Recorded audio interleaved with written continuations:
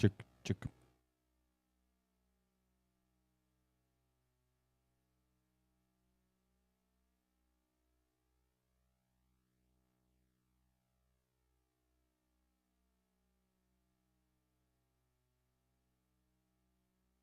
Test.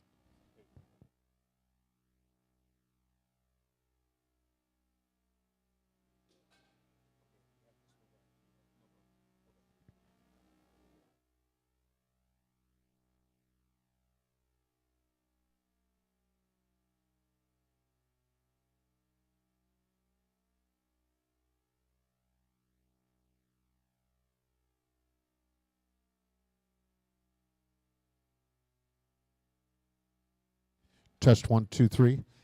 Hey guys, we're about ready to start, and anybody not busy, we'd love to have you come sit at the welcome here at stage 1 on the rotary stage.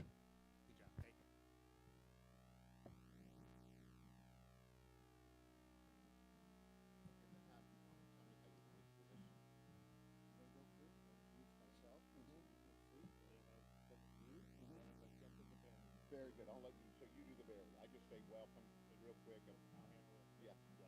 Okay. But thank you for being here. Huh? It's important you're here. No. I'm all yours. I was trying to. What I wanted to do is get this simulcast out. Okay. To Asia. Yeah. They want to watch it. So what it's going to be happening, we'll be able to see everybody tunes in. Yeah. So what I want everybody to do is put it on their social media to get as many people tuning in as possible. Right. We're trying to get over 100. We have over 100 countries and 100 projects. We'd like to have over 100 viewers in 100 countries. Yeah. Well, all viewers in over 100. Okay. Yeah. Can we wrestle up more? Or we... Okay. I think we're good. Sure. Want to start that? Yeah. Sure. I'm good with that. That works. Very excited. Good. And these are rotor actors from Colombia and Mexico. Flew into the event. Oh, really? So we could recognize them. You want? I mean, it's your show. I'm not just to tell you. No. You go ahead. Okay. I don't know if there's any. Oh, okay. I don't know anybody. I'll just do that. So we have the fact that rotor actors come from Colombia and Mexico. Explain what rotor actors do. Okay. Hey, darling.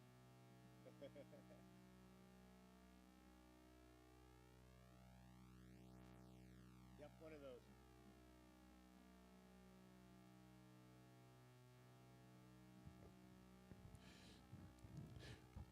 Test.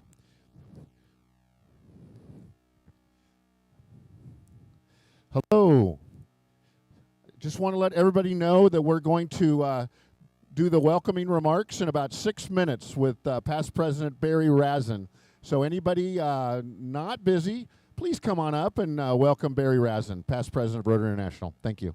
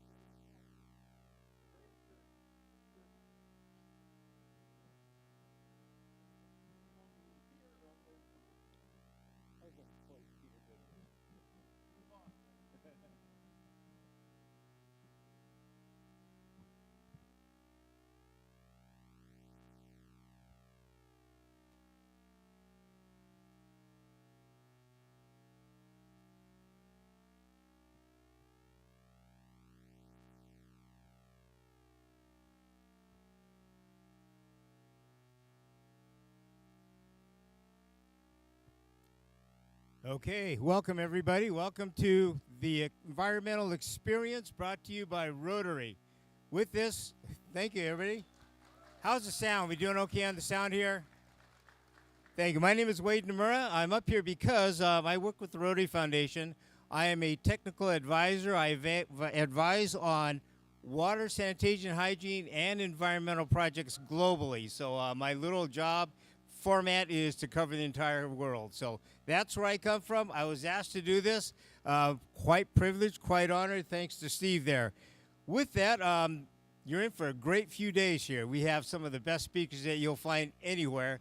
What I encourage you to do, please, is to share this out. Steve has this streaming out throughout the world, so make sure you share those facts, details, and all the connections you can. At this time, I would like to bring up Steve Bender. He's the guy with the magic. He's the one that put this all together. So I want you all to please give him a huge hand because it's a huge undertaking. Steve? Thank you, Wade. And I couldn't have done it without you and about 25 other special Rotarian volunteers who've been working 7 days a week for longer than I can remember. So, and most of them are in the crowd here. So thank you very much. Again, this is our 5th annual event like this here at EarthX. And the goal is to introduce non-Rotarians to Rotarians. So if you'll see, we have a lot of Rotary booths on this side and a lot of non-Rotary booths on this side. We're trying to cross-pollinate people. So if you want to get memberships, you want to get younger members, excuse me, you want to recruit them for things they want to do. And the number one thing they want to do or they care about is the environment. So if you're not doing an environmental program right now, come see me. We'll work on it, and I'll help get you with someone. I'm very proud to say we set a goal last August 1st of creating 100 Rotary projects in 100 countries. And we did the job. We exceeded our goal by about 12. We have 112 countries represented. And the goal for me this weekend is try to get all 112 countries watching us live stream that couldn't come here. So there is a code at the front, or it says there's a photo competition. And so I'm going to give away several TVs a day. Person who posts videos or pictures up on our line. Okay? It's called BCaster, and there'll be awards every day. All right, that's all my housekeeping. Thank you, thank you, thank you, and enjoy the event. Again, this gives Steve a huge hand because he put this together. The guy is definitely passionate. He calls me 2, 3 o'clock in the morning and say, hey, you forgot something. So thank you, Steve. Great job.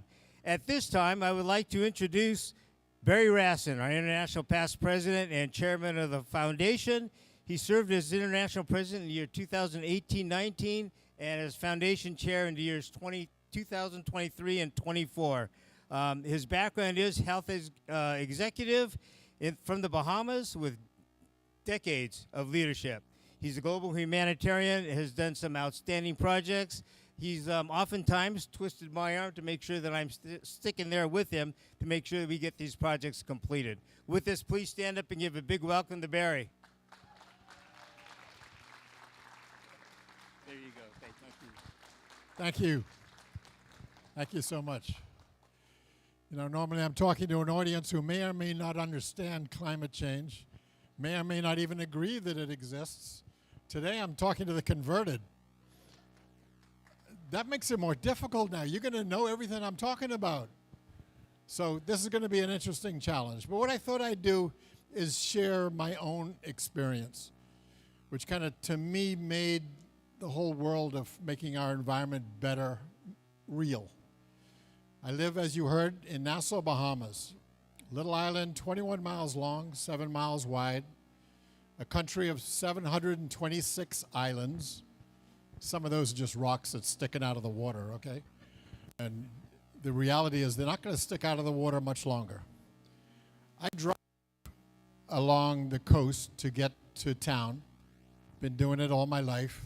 So I've seen the effects of what happens on that route to town. I'm driving by Saunders Beach. When I worked, every day I would drive past. Now I notice when I drive past Saunders Beach and I look at the boulders that are to protect the beach and to protect the shoreline so the big waves don't wash into the road, I see that those boulders are now underwater. I've seen in my lifetime the water rising on my little island. In my lifetime. So how much longer before it reaches land? Our country is only, on average, 3 feet high. I built a house on a 50-foot hill, one of the highest points of the country. It's like I'm on a mountain. Because the reality is 3 feet above sea level is a danger for all of us. We know that the water is getting hotter. We know that the glaciers are melting. We know that as the water gets hotter, it rises. And I've seen it for myself. It's happening. When that happens, a lot of other things happen along the way. Storms that come. In my part of the world, we know we're going to get a hurricane every year. We just don't know which country or island it's going to hit. But it's a reality. It's going to hit. The last one was Jamaica and Haiti this year. And we're getting ready for June. We know somebody's going to get hit. The last one that hit my country was Hurricane Dorian in 2019. 2019, Hurricane Dorian, Category 5, but that's only because that's the highest category that they rate. The reality was the gale force winds would have been a Category 6 if there was such a thing. 21-foot surge off the water. Remember I said we're only 3 feet high. 21-foot surge and 6 feet of rain. Members of the population were holding on to the trees just to live. And I could tell you a story about a friend of mine who was holding on to his wife and couldn't hold any longer. That storm is only as bad as it is because the water is hotter than it used to be. And we talk about, well, it's a hurricane, it comes, it goes, we fix things. Look at all the other impact that climate change has. It's not just the damage it does. We had to go in afterwards. Rotary, all of you I hope are, if not in Rotary, are about to join a Rotary Club. Rotary alone spent $7 million post-Dorian relief. We rebuilt schools because the children had nowhere to go on this little island. We had to rebuild a park just so they had a place to play and get their life back. We had to work with the Ministry of Education so that we could put a Wi-Fi system back in the country on the island so that the kids could at least do school remotely. Rotary did all that. The government was trying to work with all the other infrastructure. We had to try to help the children and help the kids. We had friends of mine in my club got on a jet ski, went to that island, picked up people to bring them back to Nassau. A boat was no good. You had to use a jet ski to get there, get people back. And we had a place in Nassau where we could bring them in, log it, help them to get to shelters or whatever they needed to do. You talk about the impact on the economy. Well, every business was lost. So they've had to start over again, and you don't do that overnight. That takes time. And on the islands, where there's a smaller population, the younger people already have tended to leave, so the elder population doesn't want to start over again. So even today, 7, 8 years later, we still don't have business, we still don't have the economy going. We talk about economic and community development. Look what happened from one island because of climate change. Look at what happened with education. Look at what happened with the psychology of the people who went through that. So we're talking healthcare. The change in our world, the change in our environment is impacting everything that we do. And we got to make sure everybody understands the dynamics of that. Rotary put a water generator there so we could create water to drink because there was no water. Salt water, but no other water.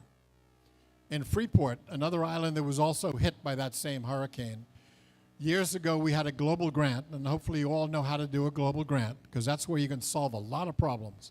you can really address good issues. And with the environment being our last area that we focus on, it's great to do global grants in that particular area.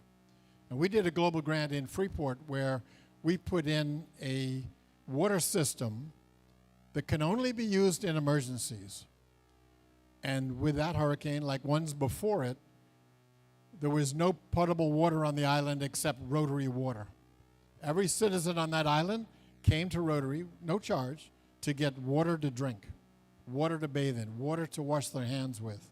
That was the only water on the second most populated island in my country.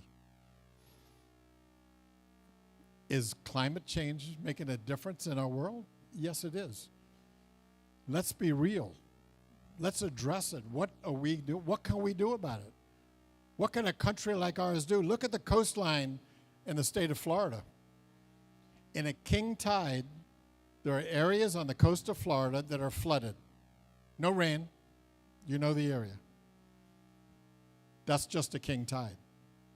So years to come, that gets more and more inland.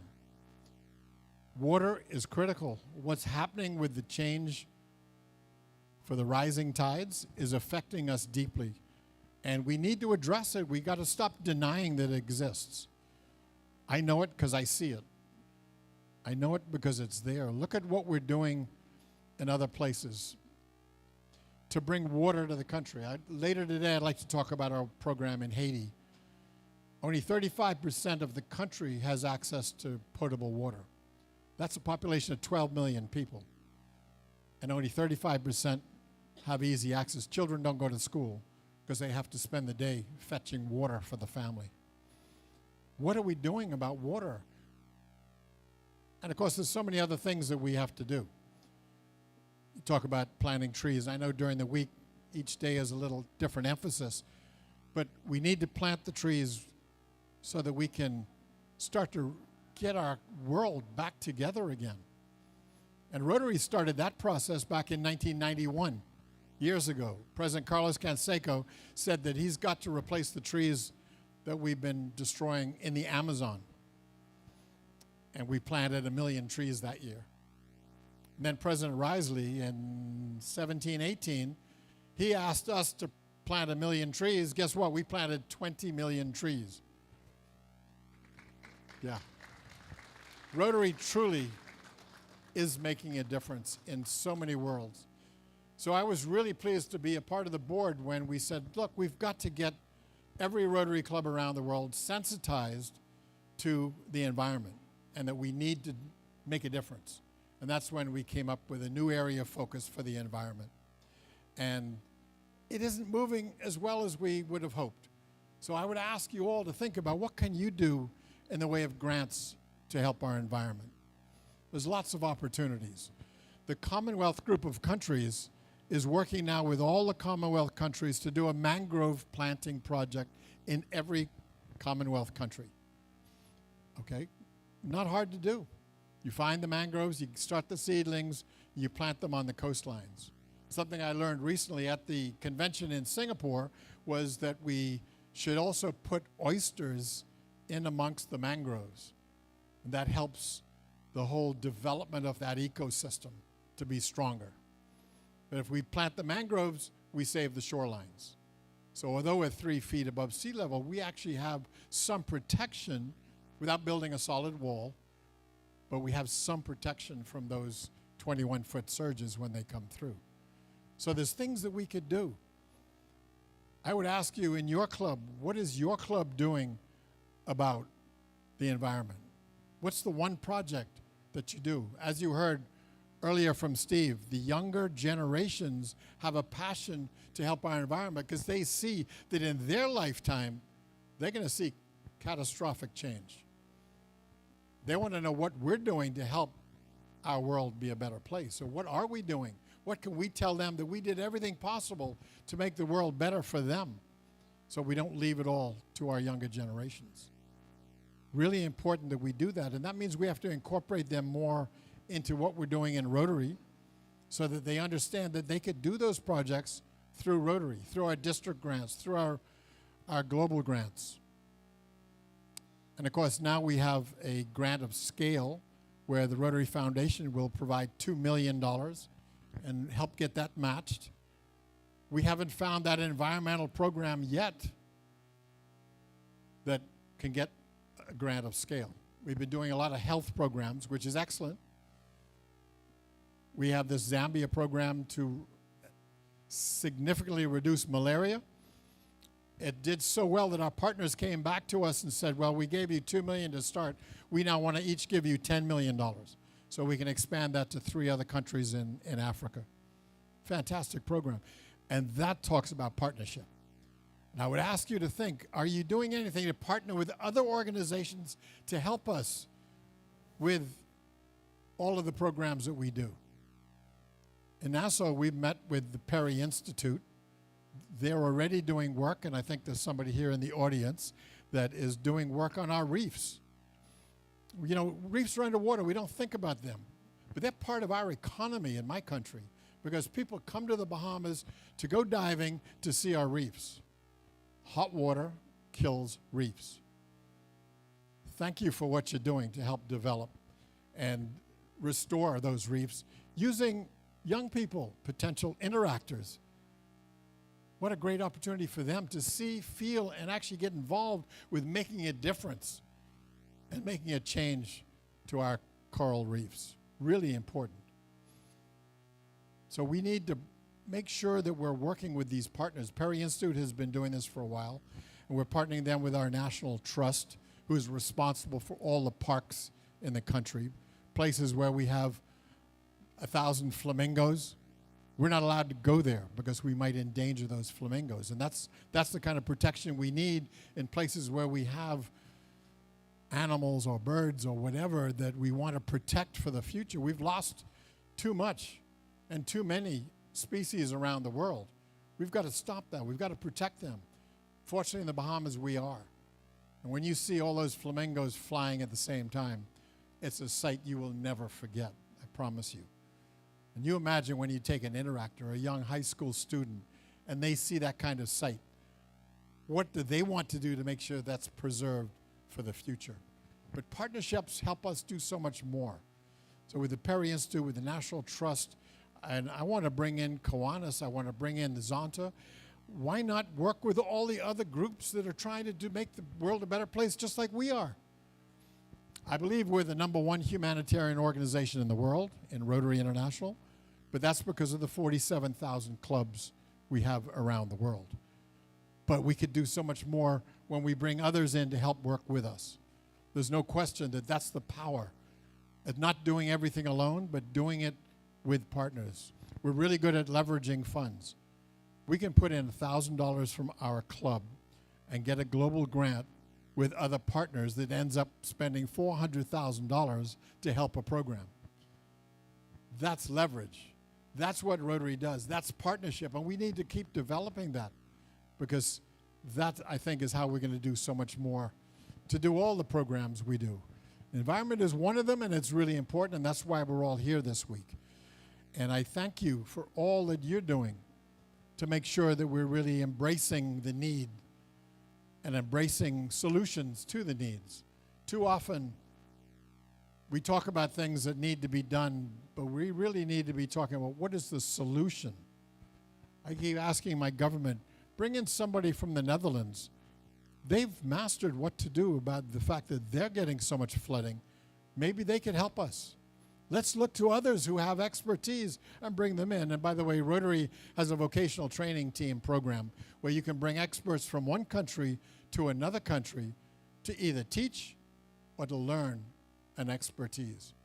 It's a great program. It's worked well. I watched it happen in healthcare with 17 surgeons from India went to Madagascar, and they did 3,500 procedures in 8 days.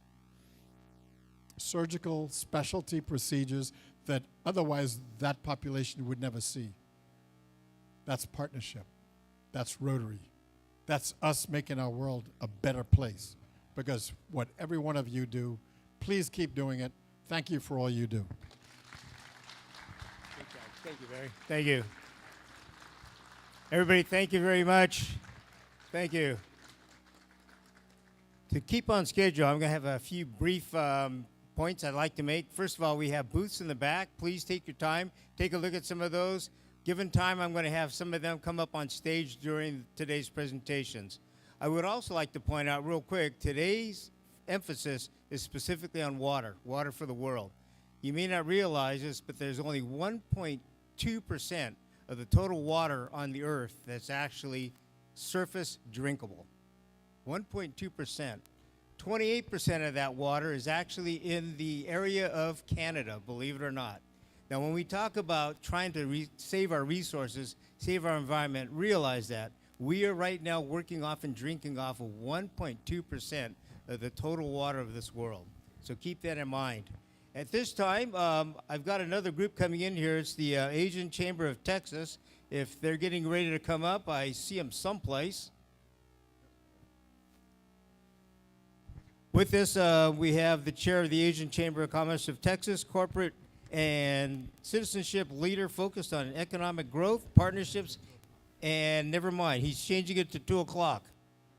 No, not really. Yeah, not really. Okay, well, with that, I'd like to introduce somebody that's going to take over for me. Makes it even better and easier. Thank you very much. Go ahead.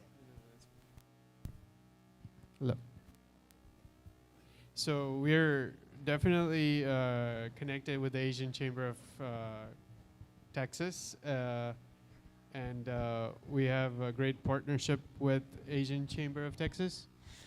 What we're here to do is represent the business aspect of sustainability, and in this initiative, we're taking a moment to dive into the money aspect of sustainability, because ultimately, as we talk about sustainability, we want to ensure that we make it sustainable finance, so that those sustainable initiatives that are good for humanity will then survive and thrive in its long-term potential. So today what we're doing here is I'm with Bluebonnet Hub.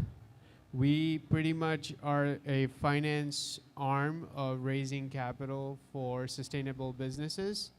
And alongside I have Salman, who's the president of the Asian Chamber of Texas, as well as the co-founder of the Bluebonnet Hub.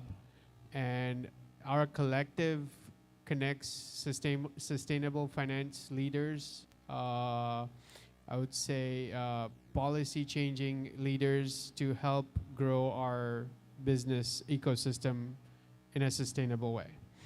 So that being said, I would say that today in our panel, we wanted to follow the sustainable playbook, which is trying to cover different aspects. And we have great leaders today in our panel. We have Rick Davis, who's from LOAS, and we have Keith, who's from the 1 Million Drops Project. And in both of these initiatives, we are covering 2 focus areas, which is a self-serving model, an inspiration, and covering the overarching goal. So to start off with, Keith is a leader of the 1 Million Drops Project. Keith focuses on the capital for clean water and sanitation globally. His organization has built clean water plants in Sri Lanka, India, and Kenya, directly linking grassroots environmental work to economic prosperity by making individuals more productive and making it sustainable. Rick here is with LOHAS, and an impact investing advisory firm specializing in using charitable funds such as foundation grants, donor advisor funds, money, and investment capital in for-profit ventures. His work is crucial for enabling sustainable finance by allowing investment return to flow back to charity pockets for donors or grantors. So it's putting good money to work for good causes and eventually creating a sustainable model in that. So that being said, I'll go ahead and jump into a couple of questions. I'll start with Keith first. And if you can at least introduce yourself and briefly talk about what drove you to focus on clean water and life expectancy, and how did you create a self-sustainable economic model around that? Thank you so much.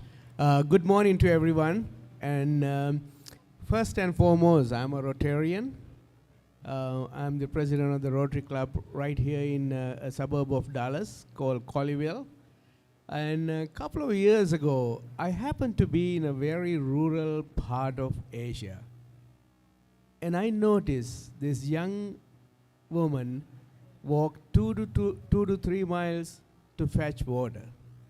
She brought this big container back home, and I can see the water seems to be clear, but it's not necessarily, in my opinion, drinkable. But yet, this young lady had no choice other than giving this water to her children. She knew it, I knew it, but there was nothing she could do other than feeding her children. Then only I realized, I know Barry talked about the destructive force of having too much water, but I can tell you, there is another destructive part by having too little water.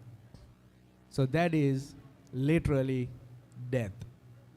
And in my experience, I found in these rural areas, average life expectancy is below 50 years. Can you imagine that? It's not because they don't have enough food, it's not because they don't have some sort of a shelter. It is mainly because not having drinkable clean water. So that's what drove me to really identify a project which I call 1 million drops of water, which is basically planning to feed 1 million people with clean water in 5 years.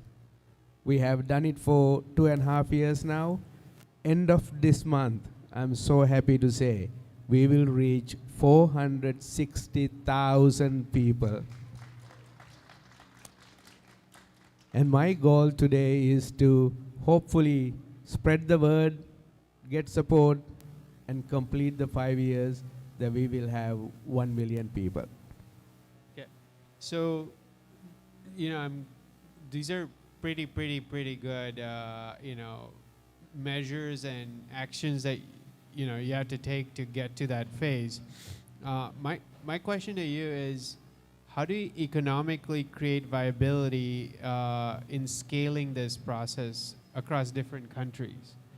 How do you kick that off, and how do you source your capital and try to get to that process? Currently, I'm focusing on Rotary organization and Rotary clubs around the world. There's over 2 million of us with a singular focus on helping others. So currently, the way I fund these projects is through global grants with various Rotary organizations around the world. However, at this point, it is so important for us to make sure that there are other donors other than the Rotary clubs, so we can not only ensure that 1 million people will be served, but also that we can take up the next challenge. Clean water is 50% of the issue. Other 50% of the issue is sanitation. So once we reach the 1 million goal, we will start the next vision, which is 1 million toilets. If you build those two things, then we have a complete solution and we can save 1 million lives. Today, we have 2.1 to 2.2 billion people around the world without clean drinking water. 1,000 children die every single year. And then if you think about it, that's roughly 2 kids per every day. As I speak, 2 young children between the ages of 1 to 5 will die. We can't afford that. None of us.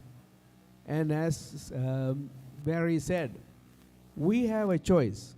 What we do every single day, we can either support the having too much water, or we can support having too little water. It's a choice we make, and that choice is up to us. Perfect. That's good.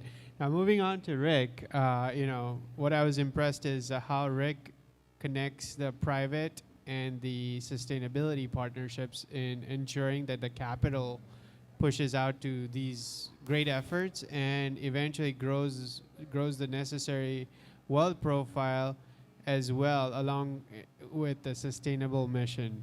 So that being said, Rick, on impact investing and philanthropy, how do you see LOAS intersecting and enabling capital or the investment loop?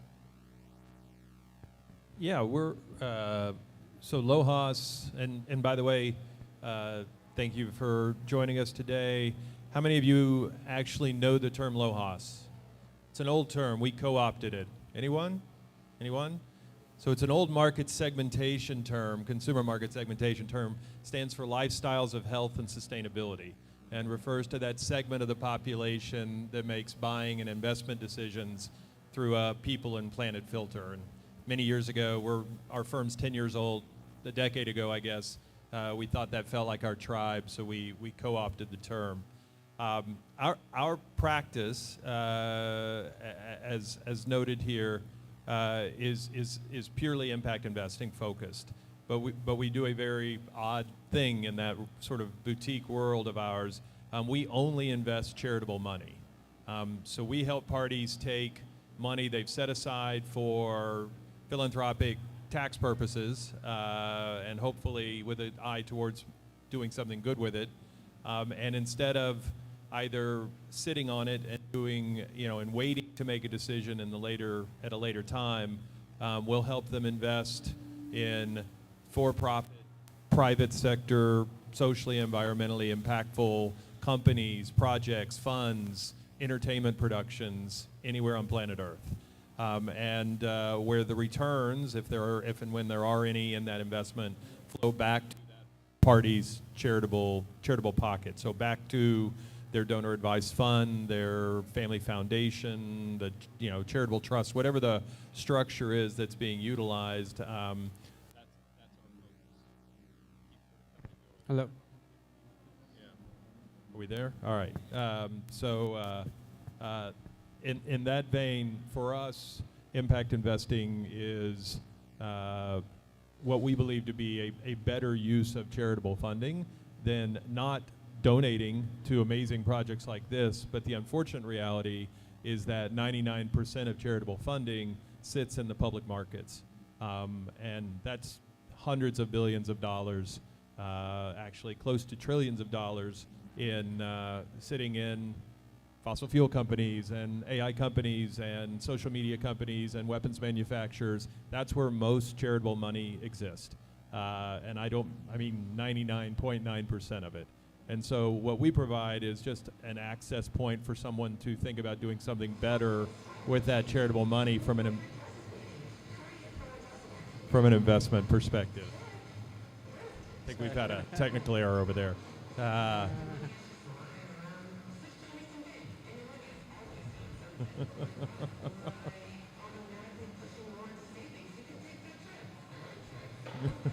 This is what's known as an AV emergency, You see lights flashing and people running.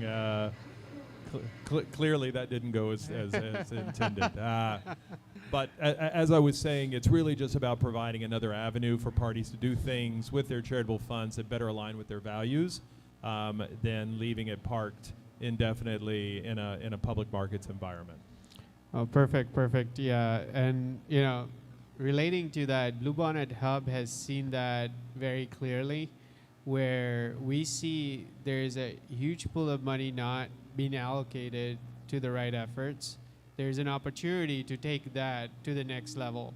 But the business case needs to be made where we can make that a profitable venture within a charitable program, so that we can create that loop of growing that wealth and also putting that money back to use from that perspective. So that being said, the other question I had was, it's you serve as an enabler of charitable money.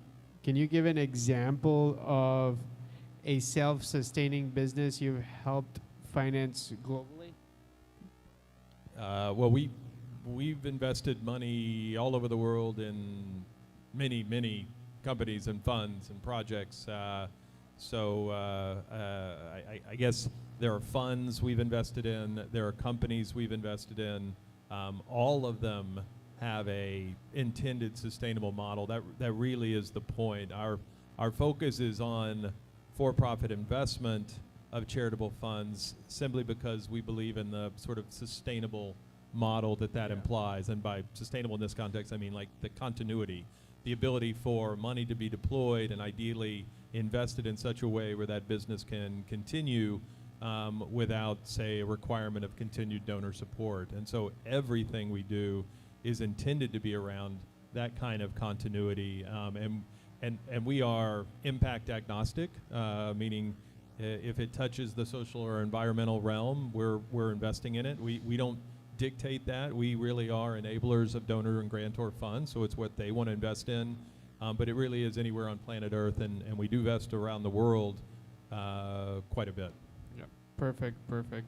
So that being said, I'd just like to wrap it up and share some thoughts here. Keith gave us an example of the 1 Million Drops project creating self-sustainability. Rick went into impact investing.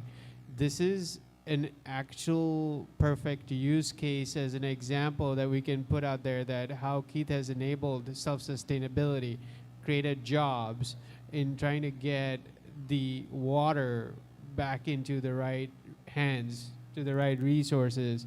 Rick here is looking for ways to get money out to the right causes that can eventually create an economy of rotation so that everyone can be sustainable, right? So, one thing we can take away is sustainability is good for business, and business is good for sustainability.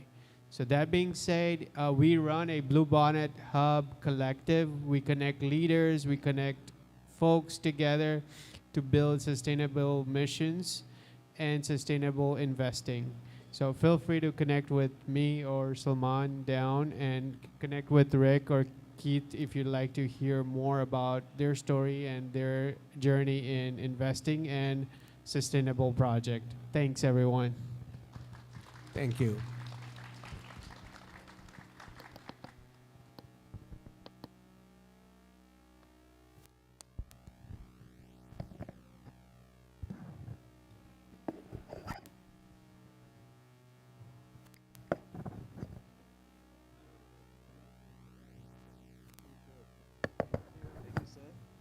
Good job. All right. Thanks for the presentation.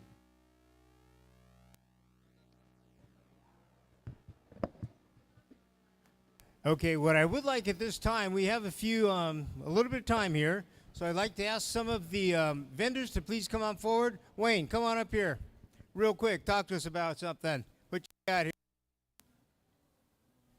Regatta, come on up.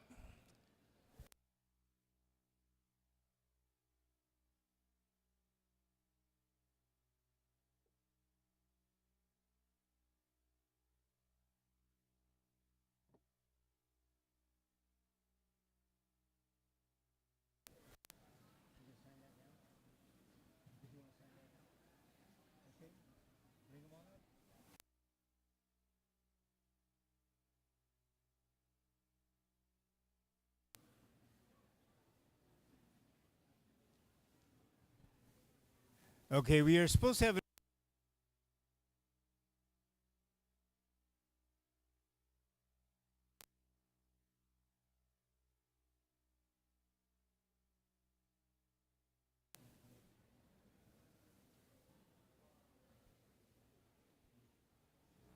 Yes.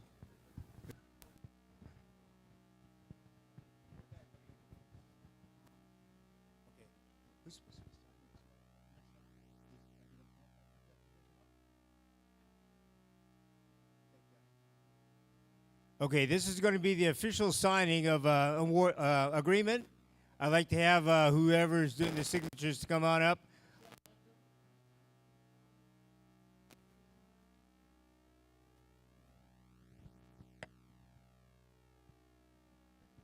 Thank you so much. And we are so honored to be here today for an MOU signing with the Asian Chamber of Commerce and their board.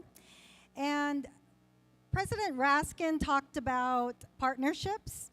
And I will say that we at the U.S. Green Chamber, as well as the Asian Chamber of Commerce, are working very closely to make sure that we establish partnerships with other chambers of commerce around the country as well as around the world. And we also work with Rotary clubs. Just like Rotary clubs, we as chambers of commerce are in almost every single country in the world. We are the biggest business organization that exists around the world as well. So if we come together with Rotary, we can make a huge impact as well.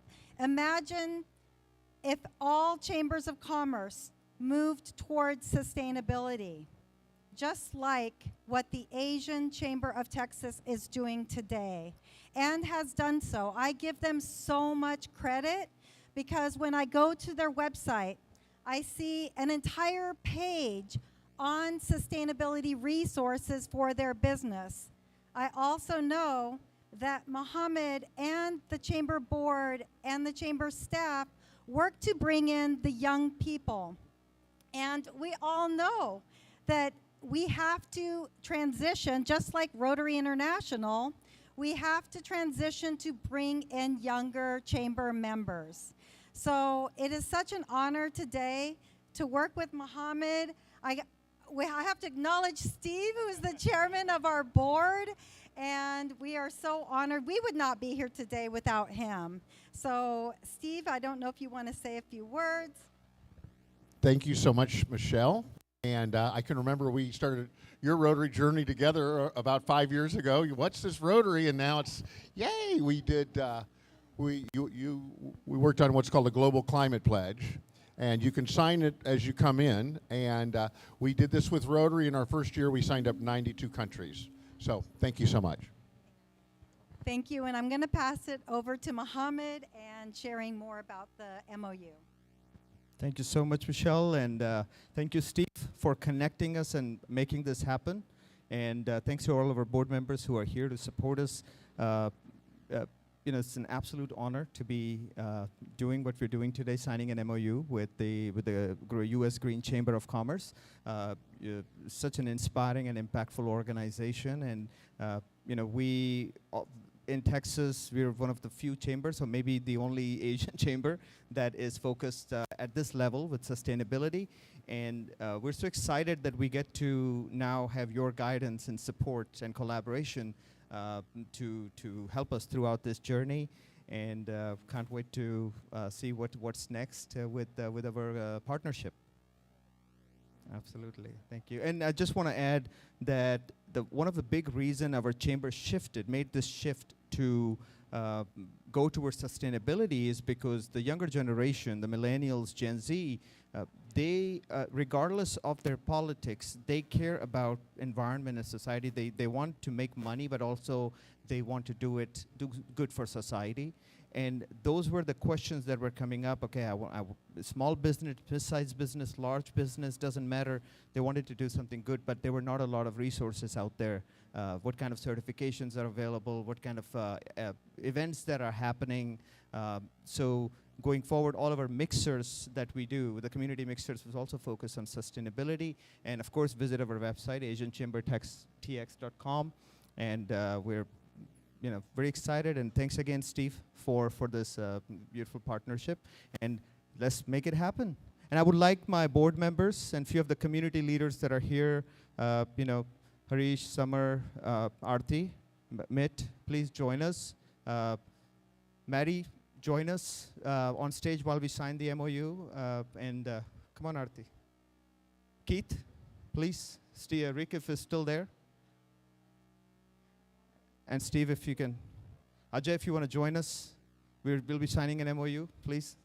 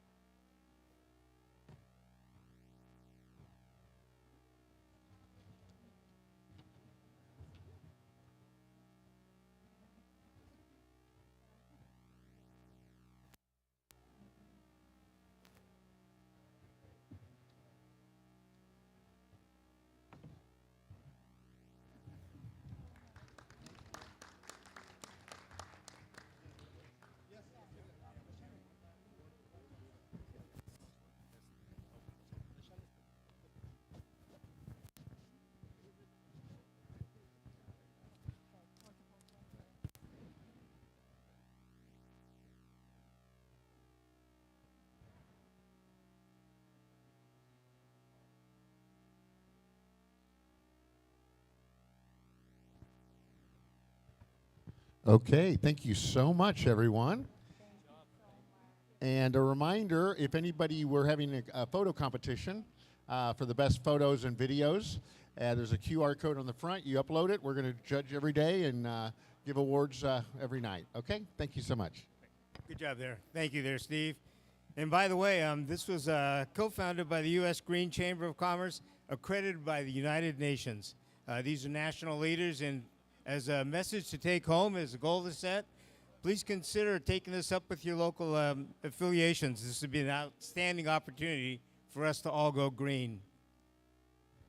With that now, we are actually ahead of schedule by about a half an hour, so I do have a few vendors that would like to do presentations.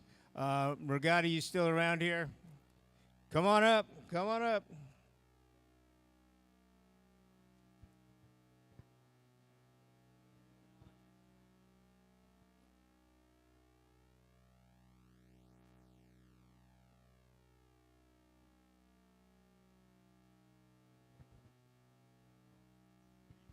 Thank you, Wade. We're going to play the video here for you. Just a quick video. My name is Regatta Corey. I am a Rotarian. I'm also on the Rotary Rose Parade Float Committee, and I am here representing our committee and hoping to engage people. We do have a booth, so come on out and see us and learn more about what we do and why we represent Rotary International in the Tournament of Roses. This is going to be our 47th year, so please come on over and learn some more. And now, if we can have the video.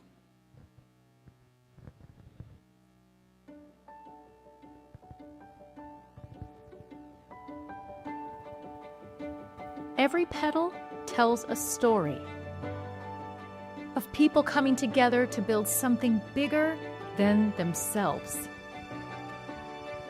Rotary touches millions of lives across the world. From the streets of Pasadena to every corner of the world, Rotary is there.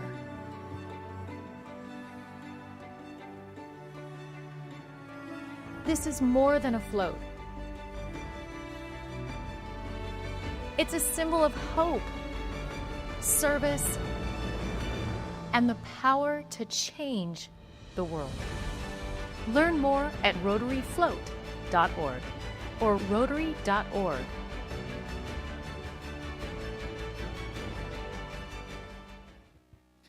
Okay, and we have one more short video to play for you as well.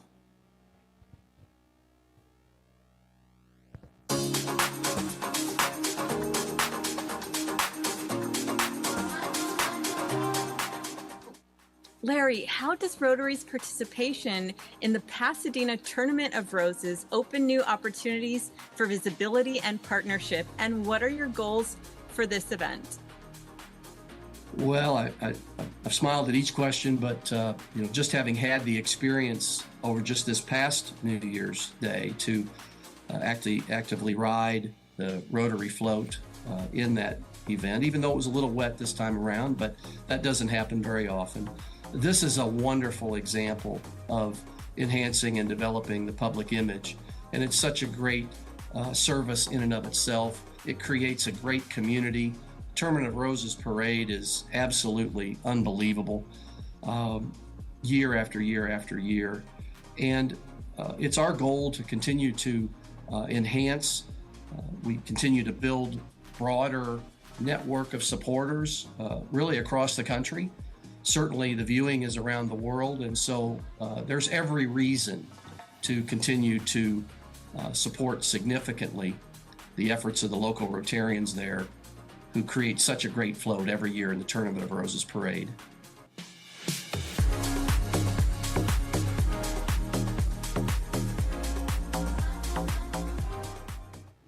Alrighty, and behind me you are going to see a QR code, and this is how you can learn more about it. I am proud to say that our float this year will be representing one of our Rotary International's areas of focus, which is going to be the environmental sustainability. So please join us and learn how you can participate, whether it is by dedicating a rose, becoming an ambassador, becoming an ambassador club, or by becoming one of our major sponsors. So please scan that QR code and learn more about what we do, and come visit us at our booth. Thank you. Thank you, Regatta. And also to mention on this one, by the way, the Rotary Rose Parade Float Committee puts together the largest PR campaign that Rotary International has. Over 27 million people watch this each and every year. And Barry, by the way, all of the international presidents participate in this one. If you want to be a walker or rider, that opportunity is also available to you. So you want to spend the New Year's schmoozing with the international president, you may want to consider coming and joining us. With that, thank you. I am now going to ask Wayne if you want to come on up here, talk to us about your booth, what you've got going there. By the way, Wayne's doing some outstanding work. If you don't know this guy, you soon will. He is working all over the world, making changes in these disaster areas specifically. So with that, Wayne, come on up here. You're not going to shoot me with those. That's not going to hurt, is it? Okay. Thank you, Wade. Again, Wayne Beaumier with Disaster Aid USA, a Rotary Club project. It is not what I do full-time. I'm actually a vice president of sales in the safety industry. So today's focus is on water. If you get a chance to stop back by the booth, we've got several different water solutions, both for clubs and individuals. So as Wade said, there's less than 2% of all the water in the world is potable. So what we do when we're not going around doing disasters in the world, mostly here in the U.S., we've got 31 trailers that we go around and clean up after storms. Just came back from Jamaica. We met Barry there when he had his little hurricane incident there. And as a Rotarian, we've got a motto, service above self, but we also say this, and we don't always do this, we say we're people of action. Well, how are we going to be people of action if we don't do simple, basic things like filtration of water? Right? Sounds simple. I'm sitting in front of me is a new Rotarian in this area who has an area here in the Dallas area that doesn't have water. Unincorporated part of Texas, way back in the Texas days, for those Yankees that are listening, back when we were an independent country, that there's people living on land here in America without water. So what we're going to do for her is we're going to filtration of water. As Rotarians, any nonprofit in the room, please go to Sawyer. They're in Safety Harbor, Florida. You can get this device at cost. Your church, your temple, any nonprofit. This simple filtration, kind of the same premise as kidney dialysis. The water goes through here, water passes through here, all the protozoa gets stuck on the outside of the strings, as we call them. This little filter on a 5-gallon bucket, fresh water, it will do 500 gallons a day. It'll last 1 million gallons before it wears out. You go to Academy or Dick's Sports, these are $50. Remember, we get it as Rotarians. Simply take fresh water, push it back through it. It's called recondition, what we call the strings or the media filter that's in there, and put it back in service. I've got a semi-dirty bucket of water back there. It'll run all weekend. Then if you've got some larger villages or if you've got a larger area, we've got some different type of technology back there that'll do up to 3,000 gallons a day. Low pressure, works at about 10 pounds of pressure, and it'll last 10 years before it finally wears out. So not only do we go around and do disasters, go around and clean up and show clubs how to do that, we love to come talk about water filtration and water conservation.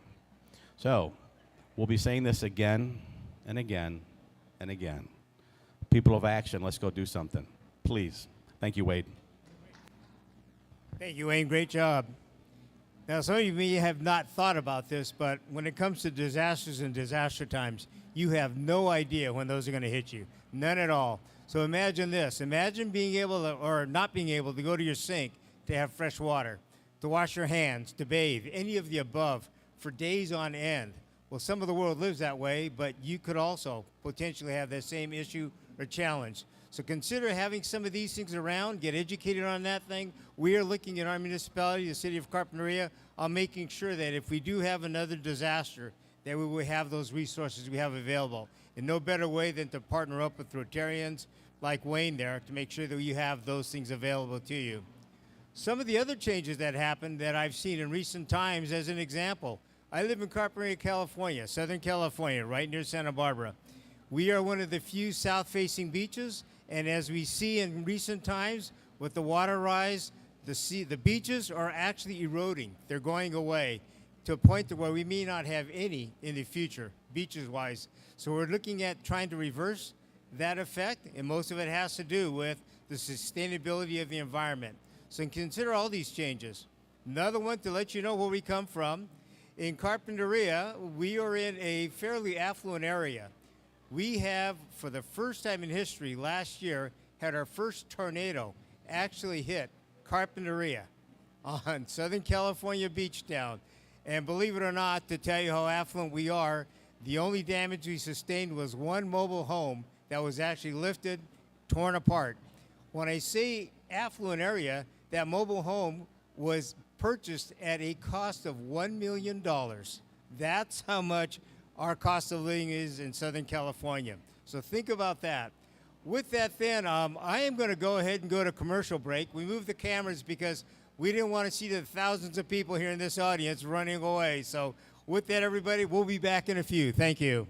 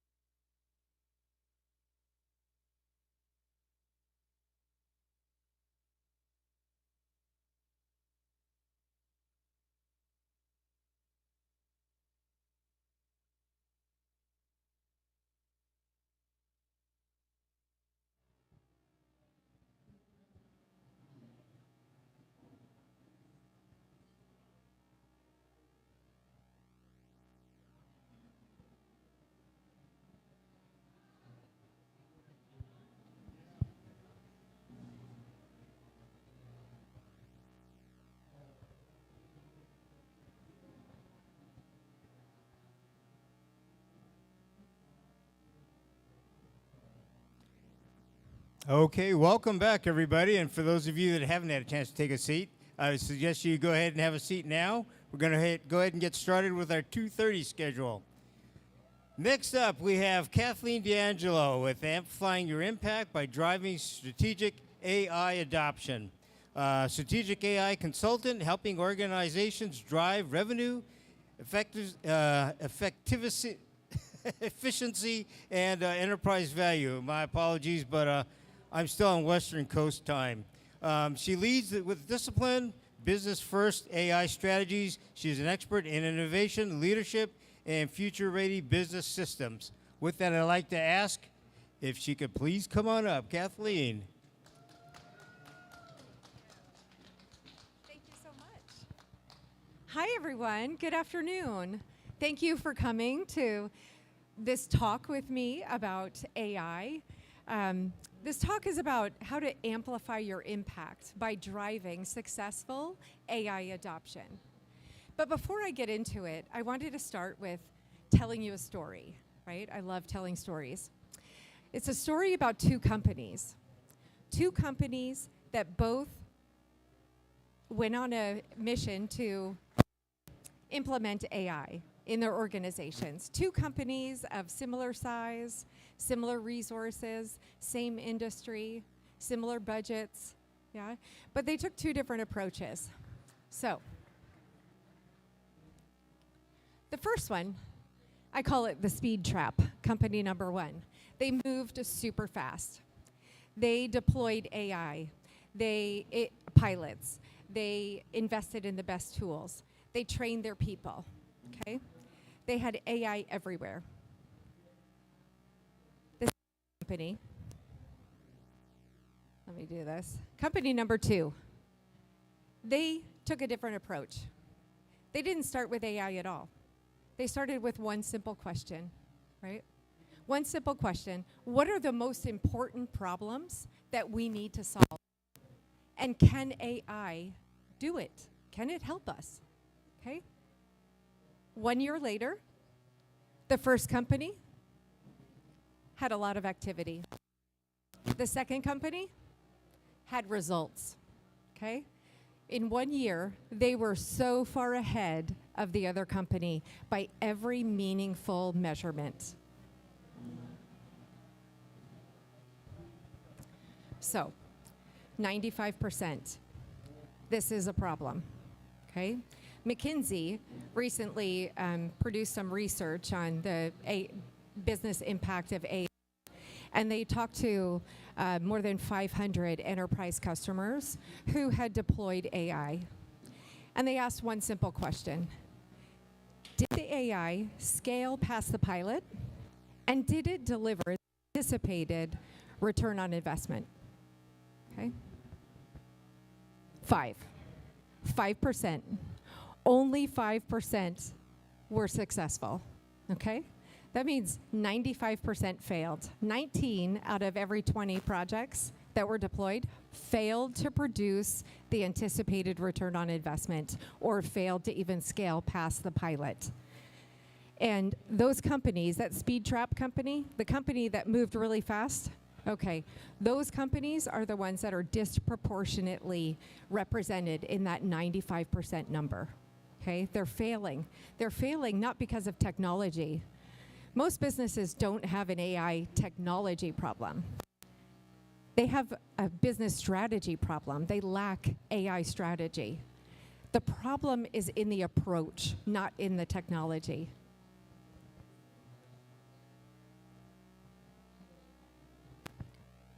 Over and over again, we see four main problems.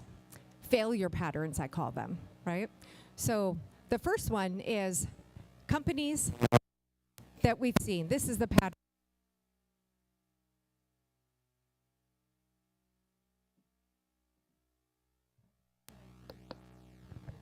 They start with a tool.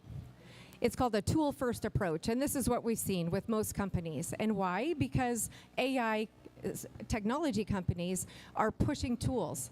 They're pushing and pressuring, investors are pressuring companies to adopt AI tools and deploy them. They're worried that they'll lose their competitive advantage because their are deploying AI tools as well. Starting with the tool is the problem, right? Because it's like going to Home Depot, buying a hammer, coming home to make home improvements, and saying, where can I use this hammer? What can I improve with it, right? That's not going to deliver good results in home improvements, right? It's not the way to do it. And it's certainly not going to deliver improvement in your business if you start with a tool first, okay? The next failure pattern that we see over and over, I like to call innovation theater, okay? This is leadership chose a tool because they saw a demo or someone they know deployed a tool and said it was successful, right? And the pilot was hugely successful. The internal team won an innovation award inside the company, and that's where it ended. Nobody uses it, right? It's called innovation theater. It just fails. The third pattern is fragile data. Companies fail to actually look at their data and determine whether or not it's good data. Is it clean? Is it representative? If you put fragile data into AI, guess what? AI just amplifies it. It's going to scale bad data faster than anything has ever done before it, okay? And the fourth pattern we see is that people simply get left behind. And people get left behind because, for the most part, leadership is giving AI responsibility to IT. They're treating it like a software tool, okay? They're having AI given to IT. IT is deploying it just like any other software tool, and it's failing. And it's failing because they fail to bring the people along in the process with them. The people who are closest to the work that's being done, to the impact that's being made, and to where the improvements can really be made.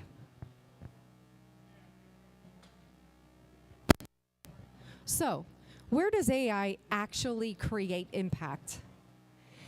AI, when applied correctly to the problem, right, to the biggest problems, it can really generate impact. It can accelerate decision making. The real value of AI is not really in automating processes. The real value of AI is in decision intelligence, right? It can help businesses make decisions smarter, faster, okay? Better decisions, better impact, okay? Also, AI is a capacity multiplier, right? AI is not going to replace your best people, okay? Deployed right, AI will amplify your best people so that they can deliver more value in the value work that they provide, right? So they can do more of the valuable work that they do that creates the greatest amount of impact. And turning data into an advantage. When you use AI, so many companies are sitting on insight, right? And they're sitting on insight that they're just not able to use. AI connects it, okay? When you use AI properly, it can unleash insights and data and help you grow your company faster, grow your impact stronger. Okay. This is what needs to happen. We need to have a fundamental shift in moving away from a tool-first approach to a problem-first approach. Focus on the problems. That's where you're going to make the most impact. Okay. So, two questions, right? You need to stop asking, what can we do with AI? What can we do with AI? That's going to deliver tools, right? It's going to lead you down the tool-first approach. But start asking, what problem do we need to solve? And could AI help? That question is going to lead to real, measurable business value and scalable impact.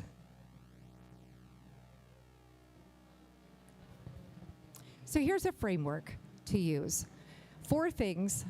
It's very important that these 4 things are always implemented in this order, Okay? First, outcome clarity. Okay? You need to ask the questions, what are my biggest problems, right? Not the most exciting problems, but the ones that'll deliver the biggest impact to your business. That's where you start with AI. That's where you focus, because that's going to tie your AI project, the problem, with a real outcome, okay? And then data readiness. Make sure your data's ready, because like I said, bad data in, you're just gonna get even worse data, more of it, yeah? So make sure your data's ready. And then people and process. This is where it's really important to involve more than just the leadership, more than just IT in your organization.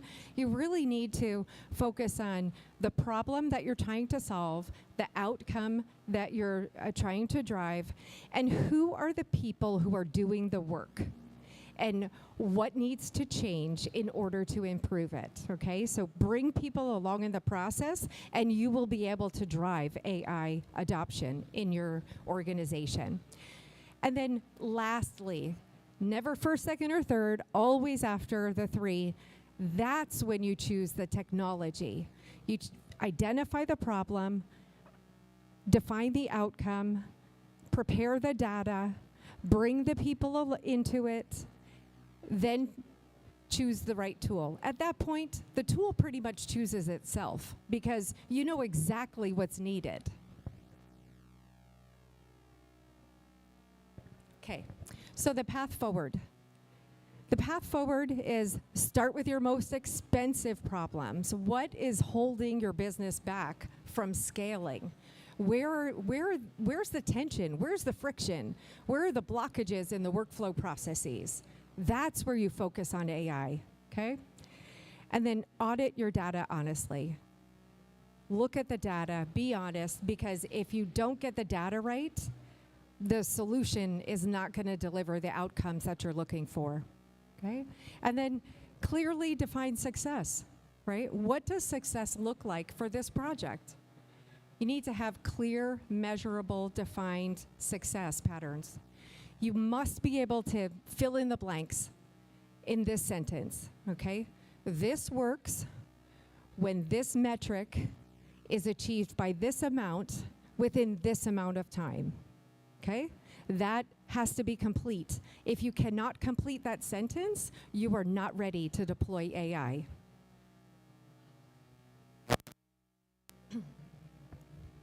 I've said a couple of times now, AI is an amplifier. AI is an amplifier of all of the good impact in your organization if applied correctly. But if the system's unclear,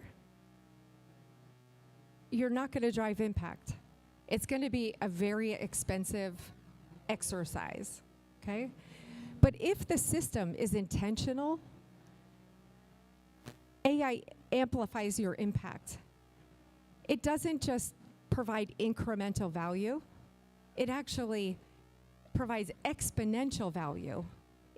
Compounding returns on strategic decisions. Human capacity is multiplied, okay? Competitive advantage that widens over time. Let's go back to the story of the two companies that we started with, right? And that the gap between company one who drove activity and company two who drove results, that gap is widening. 5 years from now, it's going to be a huge gap, a huge chasm, and company two is going to have a clear competitive advantage. Okay. The question then that I'll leave you with, it's not whether to invest in AI, right? We know that technology works. The technology is very strong, and it is growing at a rapid pace, right? That is not the question. The question is whether you're investing in solving the right problems with AI. So go find the biggest problems in your organization. What's holding you back? Start there. Start with AI there, and you'll be able to grow your impact. Thank you.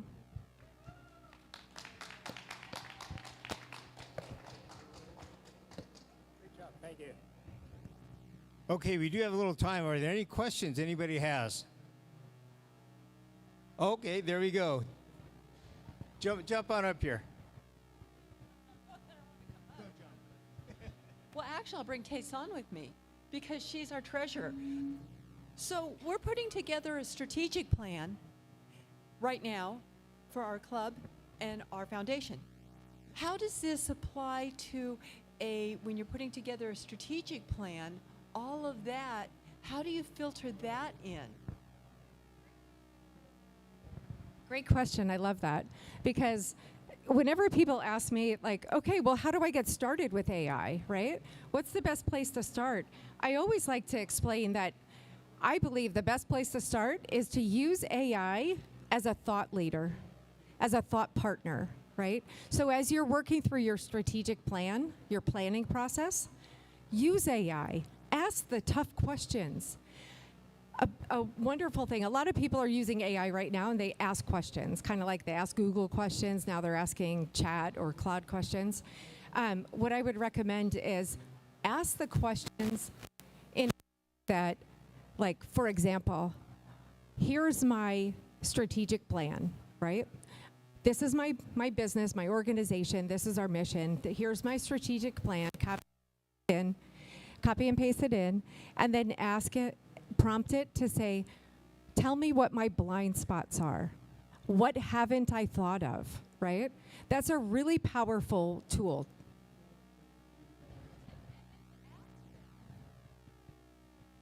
To add to that, we have found that strategic planning, the main part of strategic planning is gathering the shareholders, the staff, the volunteers, that everyone has to participate. And if it's not a conversation between people that takes a long time where you're really working it out together, then it's just top down. So how do you use AI, or do you wait till you've done all that process first where you've got everybody in line before you ask those questions from AI? Well, I think that's a good question for AI. This is how I've been using AI with success, is when I have a like that, I think we're losing battery here. When I have a question like that, I like to say, pose it to AI and say, what is the best strategy? Give me the pros and cons of each. You know, should I prepare the plan and then bring the people into it, or should I gather everyone together to prepare a plan and then move forward with it, right? So using AI as a thought partner along in the process at every step. And I would also add that perhaps you encourage others in the organization to, as they're gathering the information that they want to promote as part of the strategic plan, that they also leverage AI as their thought partner to help them with their blind spots. What haven't they thought of? What are competitors doing? Things like that, yeah? To spark a lot more thoughts, yeah? Better info. You're welcome. Yeah, thanks for the great question. Appreciate it. Okay, yes, you have a question? Yeah. We have used AI to find out what every district have in DDF, and also used it for writing the global grant. And I showed it to General Secretary John Yuko. I wonder why Rotary does not give that to the Rotarians to have that ability to do more impactful global grant and use the DDF that it's turned over and used all the time. Well, were you a plant? Did someone tell you to ask that question? Because actually, Rotary is offering a tool for all Rotarians to use that was developed by our president, our Rotaract president of the Newport Beach Rotary Club. It was the 47817 Navigator. And it's a very powerful tool. And actually, our next speaker, who's coming up on stage, is going to give you all the details about that. So thank you for the great question, and stick around for the answer. Thank you, everyone.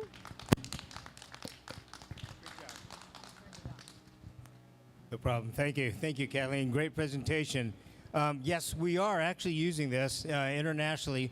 Rotary Foundation is working with this as a tool for kind of evaluating the global grant project models and other solutions potentially for some of the challenges we face with our humanitarian projects. I'd also like to say that about 3 weeks ago, I was the MC for the United Boys and Girls Club of America. And at that time, what they did was they actually got the Youth of the Years, the candidates, and they created comic superhero images of each of the candidates on that one. I thought it was pretty fascinating until I realized that they did the same thing for me. So I was cast as a superhero that looked something like a mix, and this is for the senior people here. I looked something like Mr. Miyagi and Sulu. And in those two parts, both Pat Morita and George Takei are good friends of mine, but you don't want to look like them. The last part, to even rub more salt in the wound, they gave me the complexion of Trump. I was orange. So again, beat me up every way around. Our next speaker is going to be the 4-7-8-17 program, a framework of sustainable performance and well-being. Sophia D'Angelo, come on up here. She is an award-winning model for the United Nations delegates that she's using. She is a high school sophomore with a passion for sustainability and engineering. She has a committed to improve lives through innovation, global awareness, and environmental stewardship. And you know what? Even if I was young once in my lifetime, I would have never been able to do any of these. So come on up.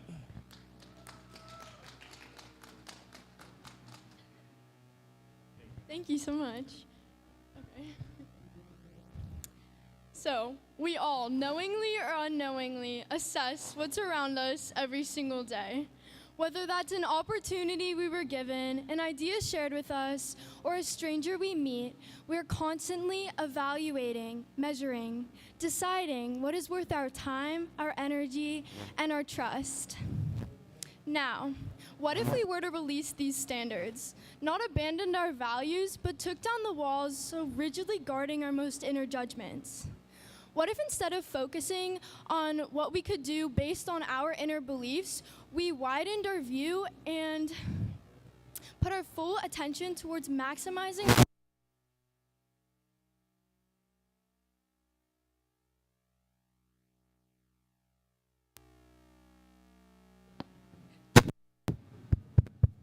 Okay, there we go.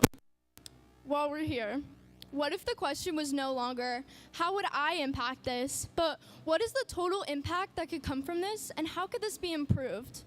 I think that we'd all find ourselves much closer to the world we'd all like to see one day. Hi, my name is Sophia. I'm a high school sophomore, and today I'd like to introduce you to a framework that makes that shift practical, not just inspirational.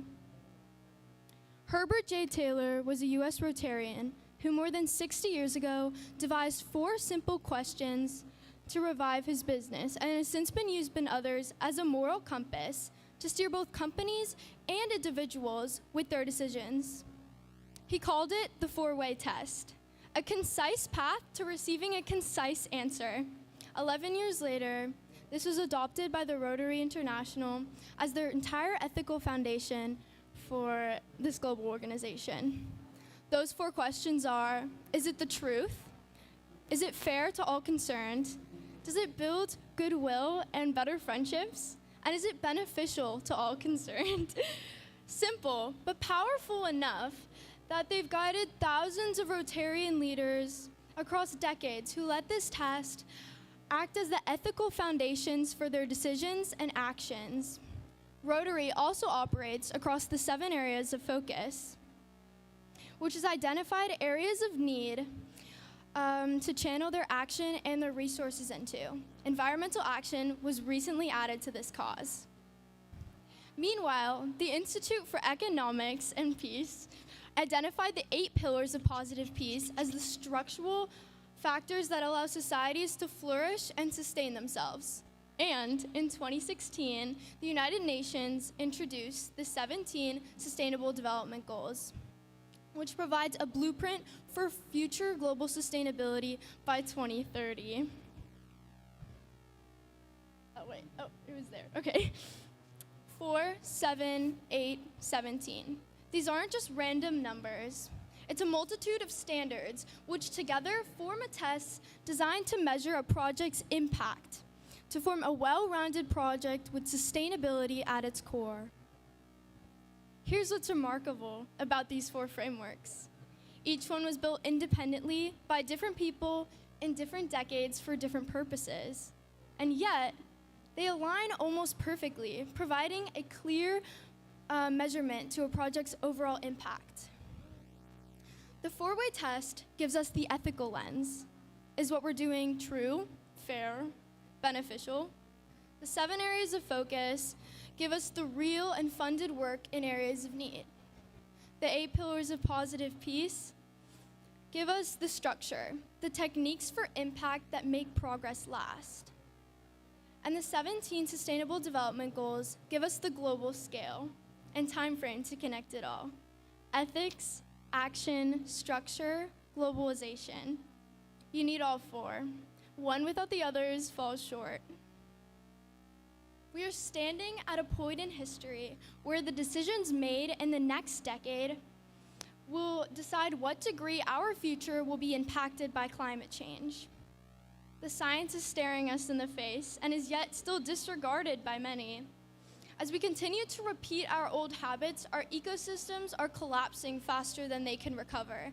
And young people, my generation, are inheriting systems not built with their future in mind.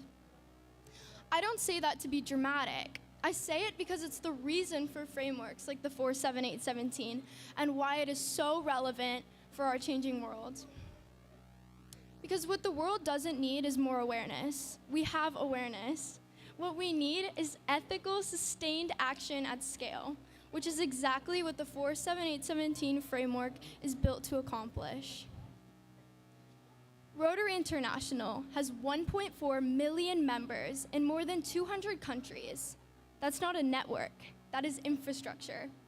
And when that infrastructure is pointed towards environmental action, guided by the 4-way test, 7 areas of focus, 8 pillars of positive peace, and 17 sustainable development goals, the scope of what becomes possible is absolutely extraordinary. Rotary clubs have been planting forests, fighting plastic pollution, reviving coral reef systems in areas that need it most.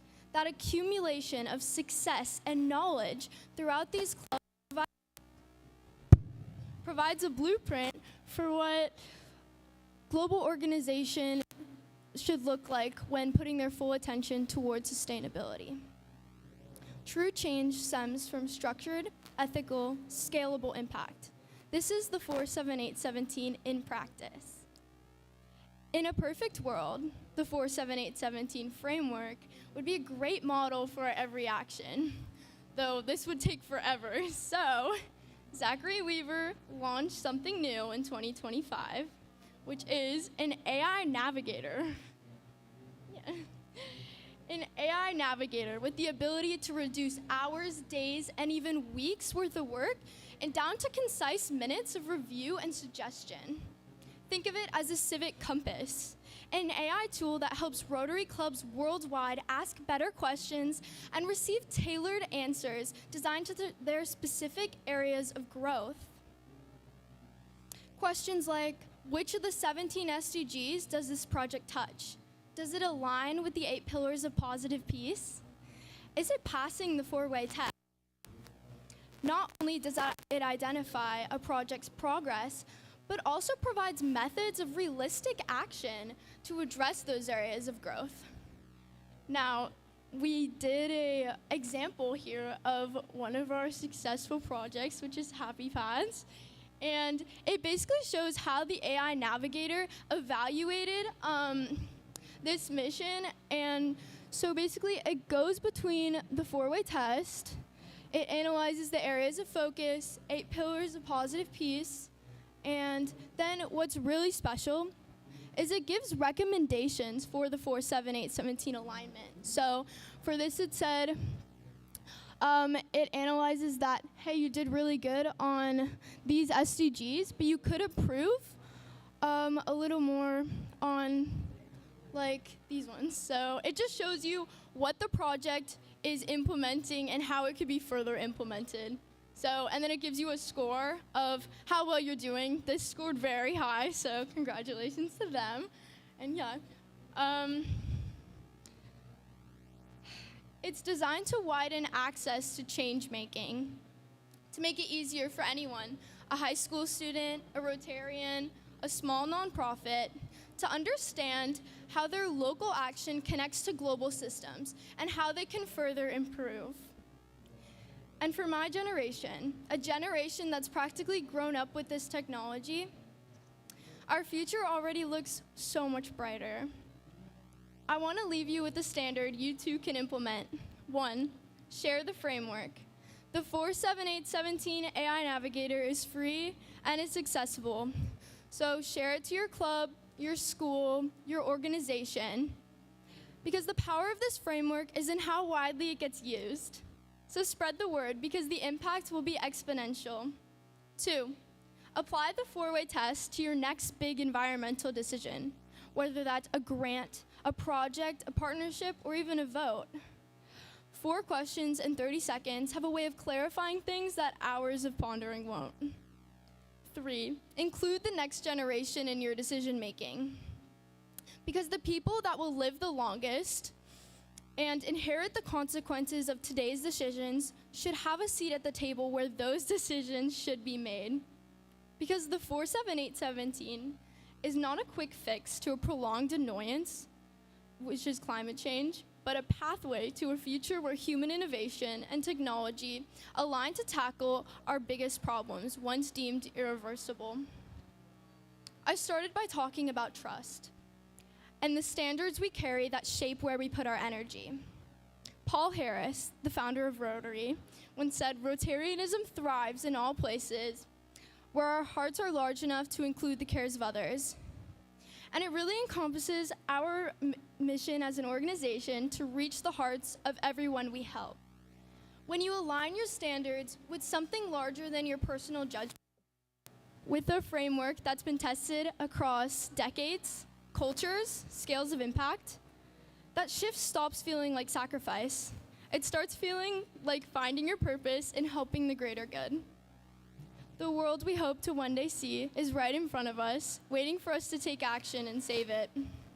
And that action is currently coming from Rotarians in over 200 countries, from people refusing to accept the inherited problems as concrete, and by anyone willing to ask, is this true? Is it fair?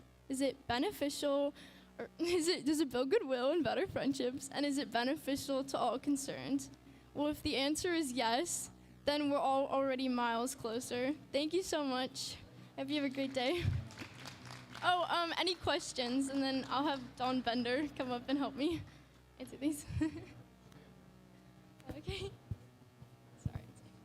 Great job, outstanding. You're going to be Kathleen, famous. Kathleen, can you come up for a photo? And we want to get Barry up here too. Can we get the 478 behind us?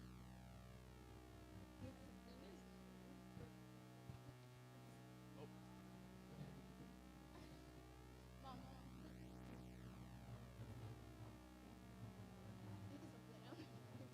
Can you get the 478 back up? Can you get back up?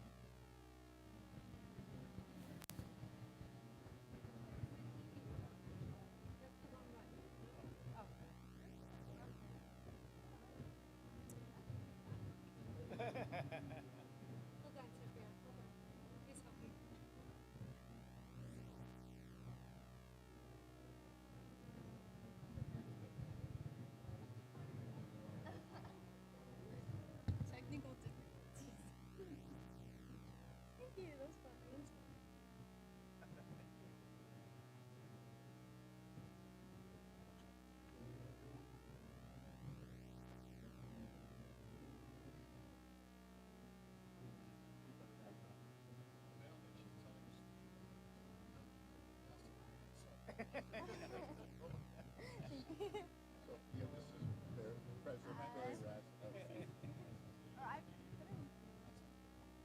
That's it. That's it. You think that's a better one? Right there? Yeah, probably gives you more room. Yeah. Barry, why don't you get between the two?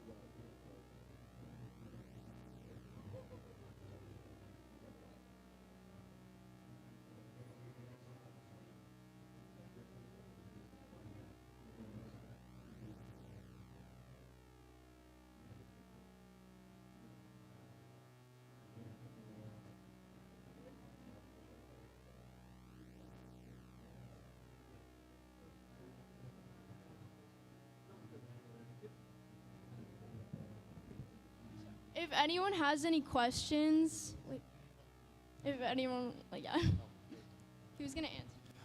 Let's have a round of applause for Sophia. Should we tell him? Should we tell him how long you've been a Rotarian? What, 5 years?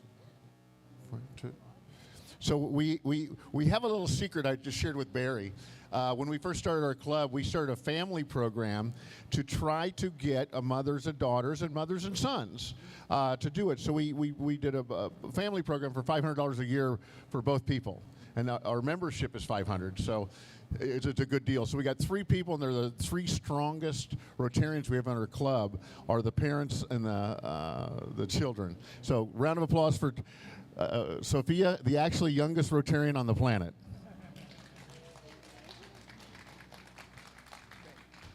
Thank you. I thought you were going to say she's been in Rotary for 20 years. I would believe that. Don, I want you to come up here a second. Come on up here. Announcement for stage 4. You want to make that for me?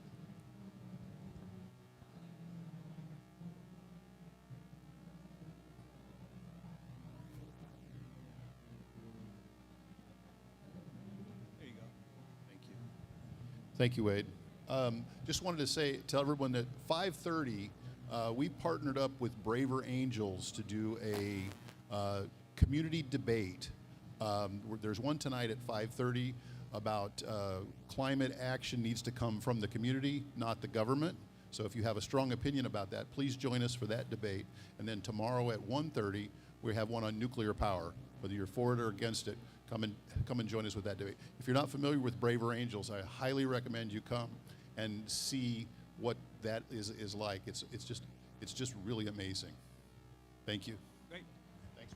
Yeah, thank you there, Don. This is Steve's brother. So who wants to say on a debate which is the better looking of the two? Kidding. Okay, we're going to take a quick break for a bit. We'll be back in about a half an hour. So thank you, everybody.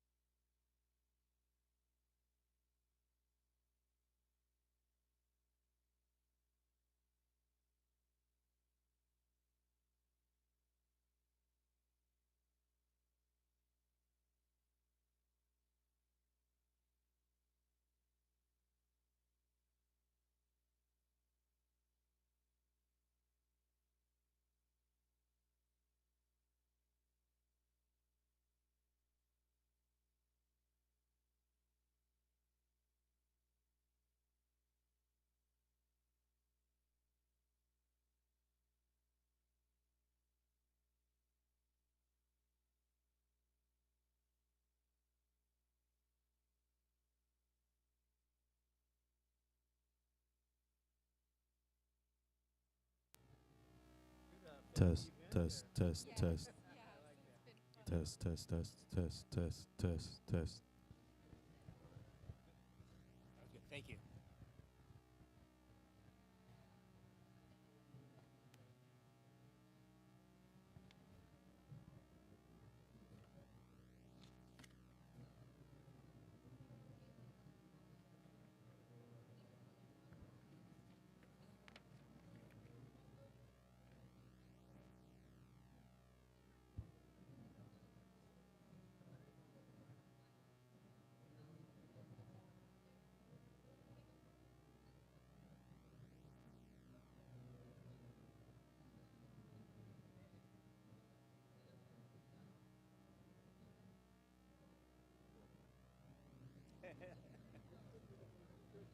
I hope they come.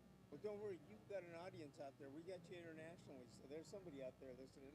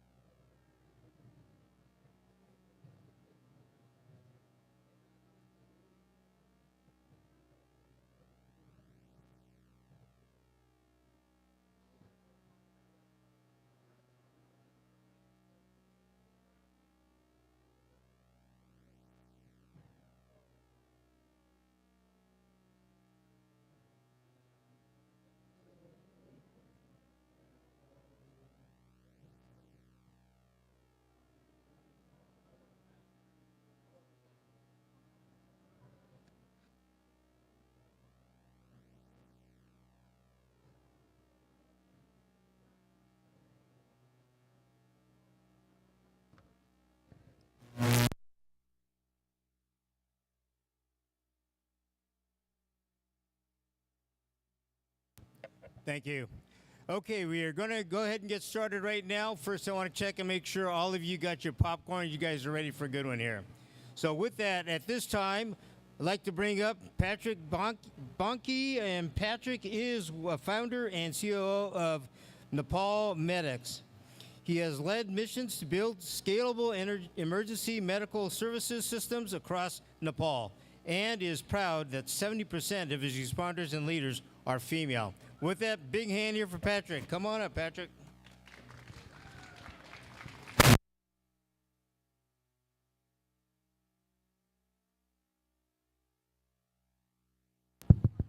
All right, there we go.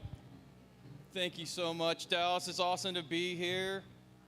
Man, EarthX. Yes, huh? Like you said, I'm with Nepal Medics.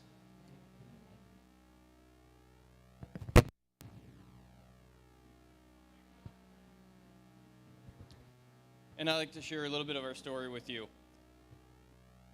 Our journey to Nepal began almost a decade ago.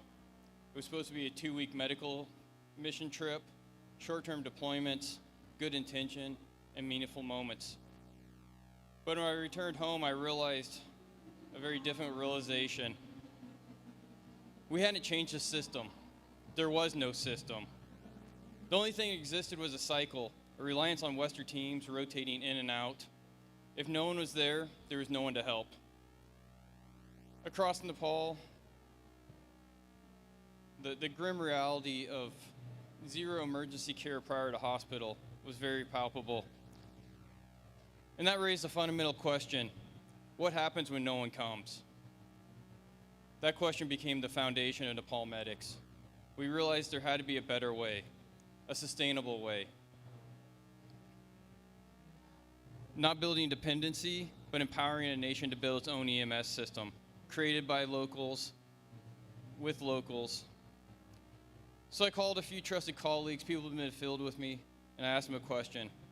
What if we helped Nepal build their own EMS system? Not build a system for them, but alongside of them.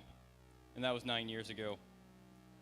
From the beginning, we understood this wouldn't be and couldn't be a copy and paste system from the West. We had to design a system that worked in the most austere environments in the world, where many villages are a 10 to 12-day walk from the nearest road. We had to ask ourselves questions like, what does emergency care look like without ambulance access, with no resupply chain, with no advanced equipment? So we built a system that around what already existed: local people, local supplies, and a whole lot of local resiliency. We established our medical advisory committee, which we endearingly call the MAC. It's some of the best austere medics and physicians from nearly every continent across the globe. Together, we developed the Community First Responder, the CFR program, a 3-day village-level course to teach everyday citizens how to be heroes. It's comparable to scope in the US EMT in decision-making and patient assessment, but that's where the similarities end. The rest of the CFR program was built for extremely austere and low-resource environments. Because if you teach something that can't be sustained, it won't be. We then partnered with Nepalese to build the next level up, the Rural Medical Responder, a 14-day course for physicians, training to operate like paramedics outside the hospital walls. This is especially important in disasters and mass casualty incidents, like the ever too common earthquake and bus crashes. I personally don't believe you can train for disasters. You can train responders to respond every day and help their community, and by doing so, they will be ready to respond when a disaster happens. Prior to this, in many parts of Nepal, the hospital isn't where care started. It's where survival ended if these systems weren't in place before. We also identified another critical gap, which is decision making. Before services were available, in many communities, people didn't know when to seek care. So they'd return home, lay down, and too often they would die in their own bed. But today, thousands of responders across Nepal are changing that reality. They are the first on scene. They provide life-saving interventions and responses which are now measured by the minute hands of a watch and not days on a calendar. They triage, stabilize, package, coordinate, and transport. They're not just responders, they are their community's heroes. And they are reducing mortality and morbidity as we stand here and talk today. But no EMS system's complete without communication. So in partner with Nepal's Ministry of Health and Population, our local implementation partner, the Ask Foundation, who graciously handles all of our organizational compliance, an extremely generous grant from Rotary International, we created 102, a simple 3-digit toll-free number connecting citizens to pre-hospital emergency care for the first time in Nepal's history. In just 9 years, we have walked alongside Nepal, its people, and helped build a reliable, scalable, and sustainable EMS system. But we're not stopping there. We're now developing an app. Yes, there will be an app for that. This app will allow us to map where critical incidents occur in real time, identify high-risk environments and locations, collaborate with the government and other NGOs to reduce injuries before they even happen. And when prevention cannot be obtained, we will ensure a faster and more effective response. This platform is going to include dispatch integration, offline access to medical manuals, multilingual training resources, and instructional videos for both trained and lay responders. So even when cellular connectivity is lost, knowledge and hope can never be disconnected. We know from global development data, if you want to transform a village, a city, or a nation, you empower women. In Nepal Medics, we don't just support that principle. We author it, we implement it, and we own it. One of the things I'm most proud of in Nepal Medics is out of our thousands of volunteer responders and all of our trainers, over 70% are women, which is absolutely unheard of in South Asia. Every system we built with Nepal is now being packaged into a replicable model within this app, so other low to middle income countries can implement the systems that have already been proven to save lives. Because Nepal represents one of the most geographically and climate diverse countries in the nation, or in the world, excuse me, from tropical lowlands to the highest peaks on the planet. If a system works there, it can work anywhere. Low to middle income countries are disproportionately affected by climate change. This is not theoretical, it's observable, it's measurable, it's accelerating. When I first began traveling in Nepal, the Himalayan mountain range surrounding Kathmandu Valley was covered in a blanket of beautiful, white, glistening snow. That sky has now rescinded to black rock. In recent years, even Mount Everest Base Camp, EBC, long considered a fixed point in mountaineering, had to be relocated due to glacier melt. At the same time, Nepal is experiencing increasingly severe, unpredictable monsoon patterns. These are not routine seasonal events any longer. These are high-impact climate events with widespread flooding, landslides in mountainous terrain, destruction of homes and infrastructure, and loss of life and livelihood. These events place extraordinary strain on systems that are already very limited. Road networks fail, electricity grids collapse, supply chains are disrupted. In high-income countries, these disruptions are significant. In low-income resource settings, they're absolutely catastrophic. This is another reason why if centralized emergency medical systems even exist, they would be insufficient. When roads are impassable and the infrastructure is compromised, response cannot depend on reaching people. It must already be with the people. This is why decentralized emergency medical systems become essential. Locally trained responders, community-based care, immediate intervention now within minutes, not hours or days. Because as climate pressure increases, the question is no longer if disasters will occur. It is rather systems are in place before they do. And in many parts of the world, building a system is not just important. It's the difference between life and death. This work is not theoretical to me. If I may share just one of my examples, last year when I was visiting my team in Nepal, we witnessed a moped versus taxi accident unfold in front of us. A 24-year-old woman was struck on a motorized scooter. This young lady had severe head trauma, significant blood loss, and clear signs of traumatic brain injury. Despite our best efforts, and against my strongest medical advice, she was scooped up and placed into a taxi by a responding officer and transported without further stabilization or precautions. I treated countless patients across my tenure in EMS and search and rescue, first out rural fire medic, and both disasters, foreign and domestic. I've seen a lot of trauma. Seeing this girl's traumatic injuries not stays with me. I actually hold it as an honor to stand in the gap with someone in the worst moment of the worst day of their life. To render aid, to hold their hand, to look in their eye and tell them, you're not alone, I will fight for you. What does stay with me is this. Her parents do not have the same access to care for their kid as I do for mine.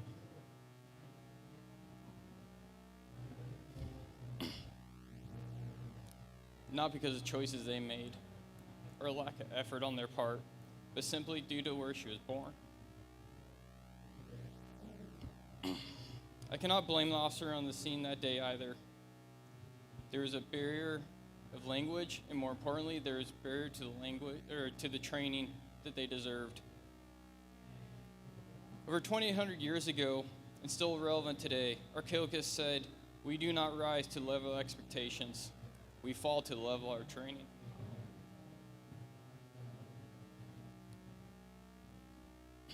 In that moment, holding this amazing young girl's hand as she was carried to a taxi has stayed with me every day since. Because it doesn't have to be this way.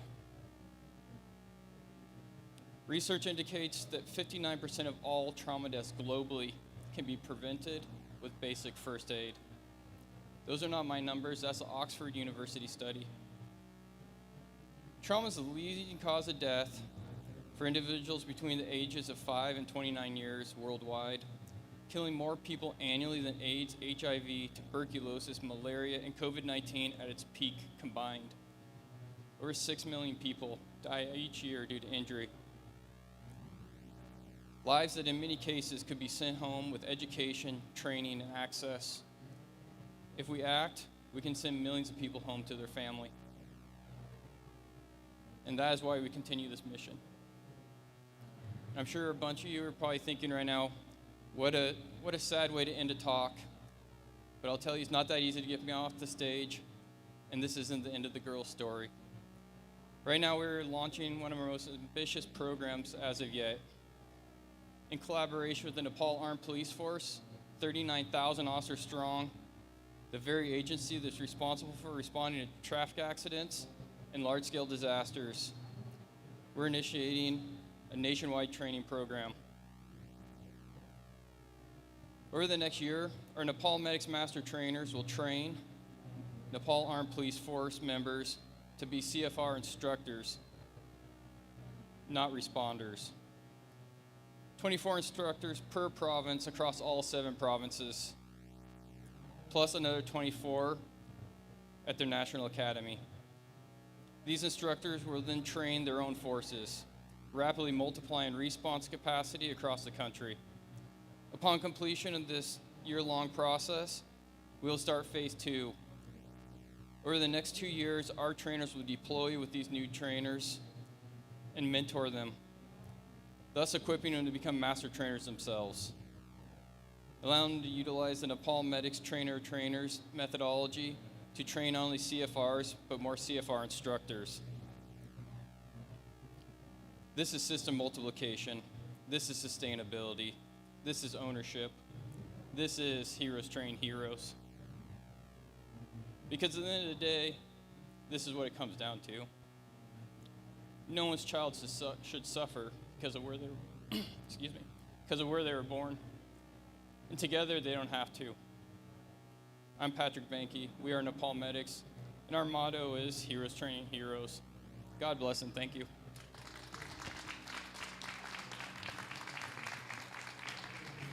Great job.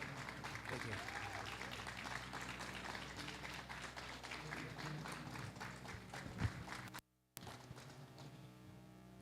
Okay, next up we have 100 Drops East Meets West, a Rotary partnership. This time I'd like to have Steve Bender come up. Steve is the organizer of this event. He's also a Rotary leader, speaker, and global service advocate. He's known for advancing international partnerships, humanitarian projects, passionate about water, clean water, collaboration, and Rotary's impact worldwide.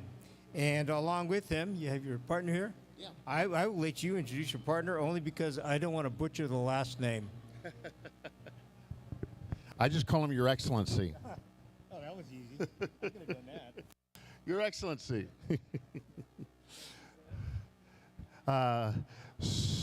So I'll start off with a little story. You know, we talk about a lot of things, but what doesn't come up a lot is 3.3 million children die a year for waterborne illnesses. That's what we know of. I personally think it's a lot more because I've spent a lot of time hauling bodies from the Nagobi indigenous community of children that have died that were not reported. So water is the #1 thing we can do. I had the pleasure of meeting His Excellency last year, and he's a very strong, powerful man in Asia and India, and I'm in charge of the Big West SRAG. So we came up with East Meets West, and what we're going to do is together use our best practices, to learn from each other, share, and also we've both chosen I've chosen two different nonprofits in the United States: Water for West Africa and Give Power. And we're going to hear a little bit more about them, but I'm going to introduce you to His Excellency, and I'm going to let you say your name. Thank you so much, Steve. Good afternoon. Okay, I better say my name. I go as Keith, last name as Kitsiri, but my full last name is Athulat Mudali. That's has about a history of about 800 years, but someday I will explain what that is. So anyway, couple of years ago, I happened to be in rural Sri Lanka, which is a small nation, and I witnessed something absolutely remarkable. There was this young lady with children. She walked 2 to 3 miles every single day to fetch water. So I was watching and observing, so she went and brought this big bucket of water, and it looks clean to me, and she knows it, I know it. Although it's clean, it's not safe to drink. However, she had no choice. Her children drank this water because there's no other way to give water. And all of you has this, my colleague just passed you a little plastic glass. Now, each and every one of you have the power to save a life if you fill this with water. In this part of the world, if you think about it, there's 2.1 to 2.2 billion people around the world don't have clean drinking water. That's about 25% of the population. Out of that, as Steve said, 100,000 people, especially young children between the age of 1 to 5, die every single day because of contaminated water. I've been talking here for about 2 minutes, 2 to 4 minutes. That means 2 children had already departed this world. Can you imagine a world that we live in, that we have the power to change this? We have the power to change this, and we should. So we have started a program called 1 Million Drops, which is basically challenges to feed 1 million people around the world with clean water. So we have, I am part of a small Rotary Club called Colleyville Rotary Club. We are about 40 members. So 4.5 years ago, when I came back from my diplomatic duties, I joined this Rotary Club. And I forced the Rotary Club members that we need to do something about this clean water issue. So we started a program building clean water plants in most rural areas around the world. So we have built plants in Sri Lanka, we have built plants in India, we have built plants in Kenya, and then I met this wonderful gentleman. So now we are going to go global. And our goal is to build enough clean water plants that we can feed 1 million people every month. Although it seems like a daunting task, which is a very achievable task. And my good friend Steve thinks we should up it to 10 million people, which I think we should, but let's start with 1 million people. So basically what happens is these developing countries, their main income source is agriculture, and especially in South Asia, even in Africa. So they are trying to compete against each other with their little small farms, and they are using way too much pesticides and chemicals so they can grow things faster and get a better crop. The downside of that is all these pesticides, majority of these countries, they are not controlled by FDA type of organization. So they are chemically absolutely dangerous things. So my experience trying to build these plants, doing some chemical analysis, I found it contains cyanide, contains all kinds of things that will kill you. And in fact, the life expectancy in these countries, some of these countries, is between the age of 48 to 57. Can you imagine you try to drink this cyanide and survive? No. And this is not a difficult task if we all get together, if we all think about it. And I want you to, every single day when you have that glass, every time you take a sip of water, think about it. You have the power to save a life. And I'll end my talk here by giving you an example. The very first plant I built was in Sri Lanka, in a very rural area of Sri Lanka, northern part. And I remember, just to show the public, I wanted to take the first glass of water and drink it myself, just to show this is safe to drink. When I took a first glass, and you know, in Sri Lanka, they have these huge glasses. They're about 12 ounces or so. So I filled this whole thing, and I turned to drink, and I see this little girl standing next to me, probably would have been 3 to 4 years old. So I thought to myself, well, I have plenty of water living in US. Maybe I should give it to her. So I gave it to her. She took this glass, maybe about 12 ounces, and one gulp, she finished whole 12 ounces. I was so worried this little girl is going to get too hydrated. But later on, I met the family, the parents. I asked them the question, don't give any water for these little kids? They said, sir, I am a day laborer. All I can afford is this one bottle of water. So we have 6 in our family. We all share this one bottle of water. So this glass, she must have felt the Santa Claus just arrived. So someone had taken a picture of this, me giving this glass of water. It's in my booth, if you look at it. And I framed that, and I put it on my dresser drawer in my bedroom. So every morning when I get up, this is the first thing I see. And that is my personal driving force.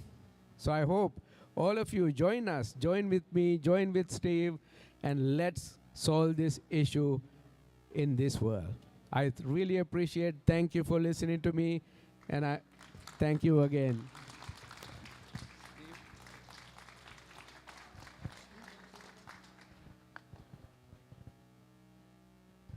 Thanks, Keith. And like I said, your number's 1 and mine's 10. So let's just try to get 5. Ricky, you want to come up? So I'm sandbagging a little bit, Keith. I'm sandbagging. Oh. Hey, Ricky, do you want to tell them where our 1.5 million? Yeah, sure. I will. So do we have the video?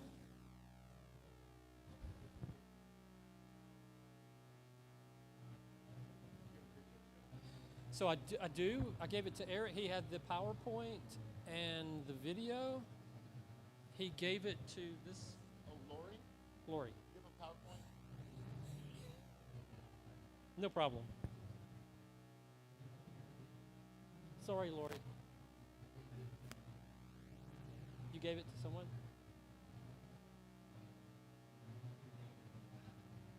I gave it to Eric, and I think Eric gave it.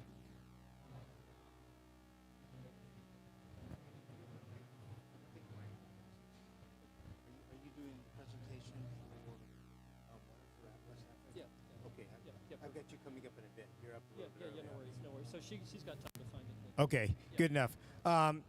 So to fill some time, I did want to give you the distinction that we have of His Excellency that just came up and spoke. The one, again, I cannot pronounce that last name, so my apologies for that one.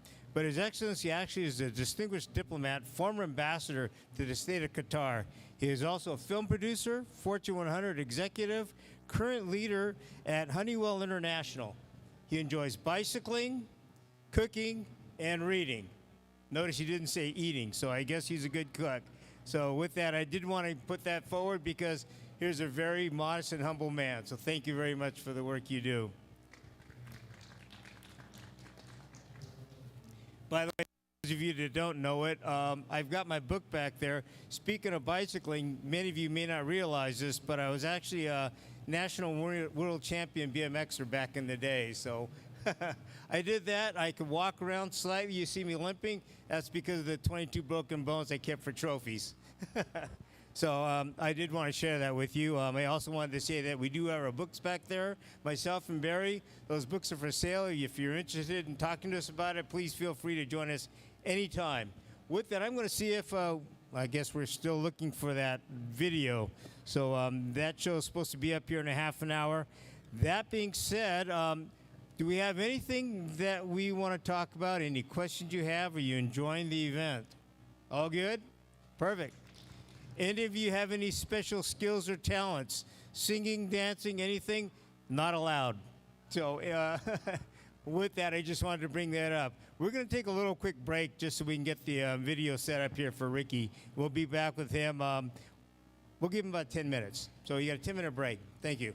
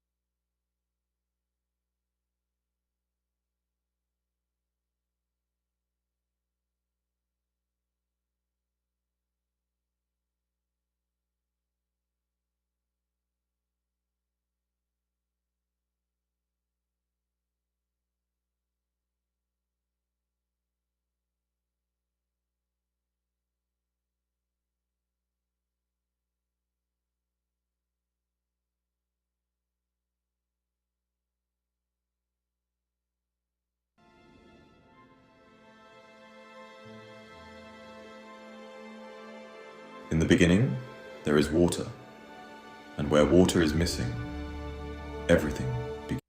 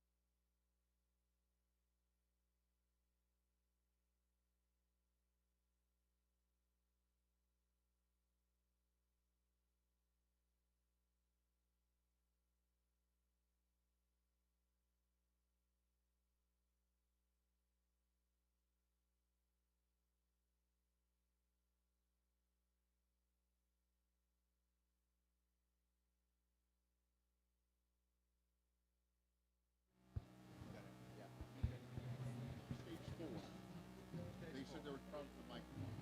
No, it's fixed. Huh? Because there's somebody going to go on stage 5. It's a big heavy hitter. I want to make sure we. Yeah, I believe so. Yeah.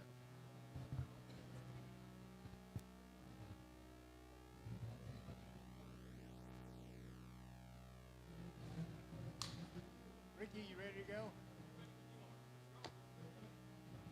Good to go. Okay, everybody, welcome back. We're getting ready for our next presentation. This one here has Ricky McWhorter speaking on water for West Africa. Some of the work he includes is working with EarthX, Rebirth Earth, Rotary International, $1milliondrops.org, East Meets West, along with the WFWA as an implementation backbone for designing, executing, sustaining water sanitation, conservation, and the livelihood solutions across West Africa. With that, Ricky, come on up. Oh, I would like to put a note out back there because he didn't want to do this, but Eric Moore back there, the good dressed guy, stand up for us, Eric, because I know you didn't want to do this, so I'm making you do it anyways. There you go. Thank you.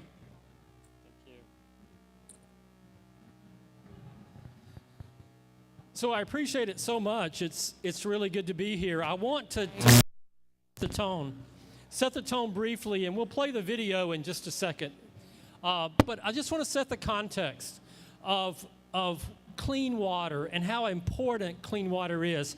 I appreciate what Steve said about clean water and some of the challenges, and also Wade and your excellency about the challenges and the pure numbers of those that suffer without clean water.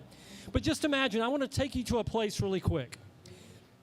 Northern Ghana and West Africa. Just let your mind go to northern Ghana and West Africa. Let your mind think about before sunrise. There's a young girl, and you're gonna see a video in just a second about the context of this. You've got this young girl that gets up early in the morning, and she doesn't go to school. She first goes to collect clean water, or to collect water. It's not clean. She walks for up to 2 miles in the morning, oftentimes before the sun even rises. And once she gets that water, she has to walk all the way back to her village that her parents or her mom or maybe her sisters have on her to go and collect that water. Once she gets back, she's extremely exhausted. She doesn't have a lot of energy. She doesn't have a lot of desire.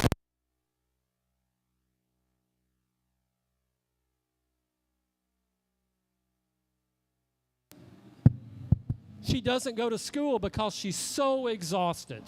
So what we do at Water for West Africa is we're at the nexus of not just drilling boreholes, not just creating clean water resources, but providing an opportunity, an intersection for education, for health and well-being, for conservation, for livelihoods, and for restoration, and for climate initiatives. So I'm going to show this video right quick, and I think, do I have the ability to do that?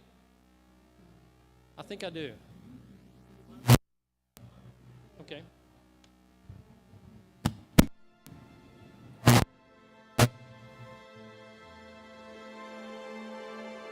In the beginning, there is water, and where water is missing, everything begins to break.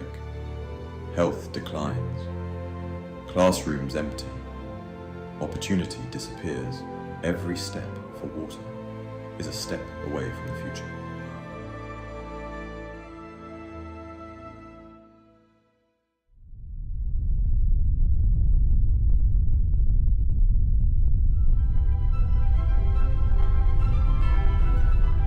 But when water comes, everything changes. Clean water restores dignity. It heals the body. It brings children back to school. It unlocks livelihoods. It empowers women. It feeds communities and wildlife flourishes. And something greater begins to happen. This is more than water. This is health, education, economic freedom, restoration, and conservation. This is the foundation for everything. Water changes everything.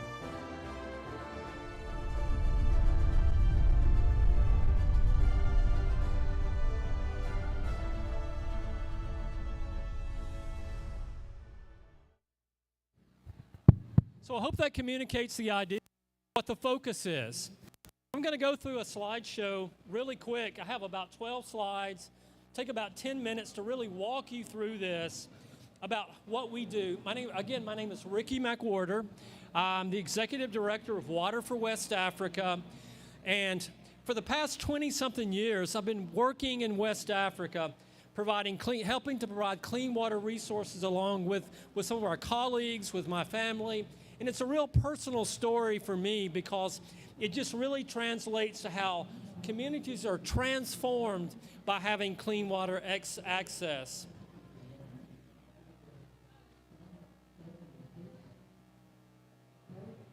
Hang on, gotta turn this on.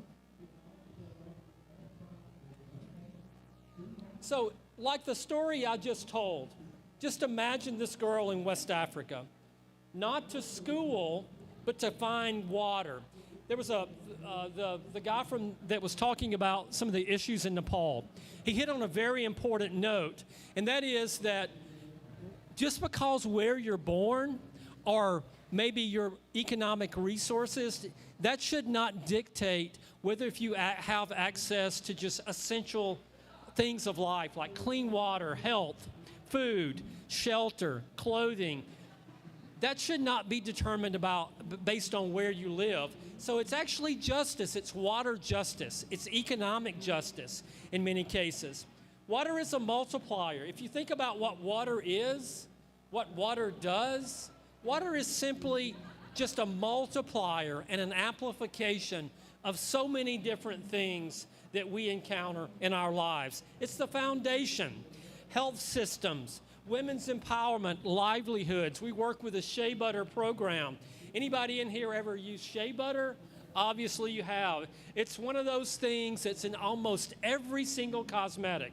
So having access to clean water not only provides potable water for drinking, but also it provides water for processing and production as well. Education is transformed, like the young girl that I just showed. This young girl, by having clean water, is completely transformed by access to clean water. Restoration drives change. Clean water, how does clean water provide essential components for restoration? Oftentimes we work with agroforestry for irrigation purposes. We have a borehole. The water is used for potable water, for health and sanitation, but also that water is used for irrigation purposes as well. And also conservation thrives. If we have some projects around national parks, if those communities surrounding those national parks do not have to encroach on wildlife and go deep into the bush to find access to clean water or to find water, period, then wildlife thrives because it's adding a component of conservation into what we do at Water for West Africa. So all these are at a nexus. They're at a point of connection where they're not in a silo. We hear this so often that things operate in a silo. Well, clean water or water in general does not operate in a silo at all.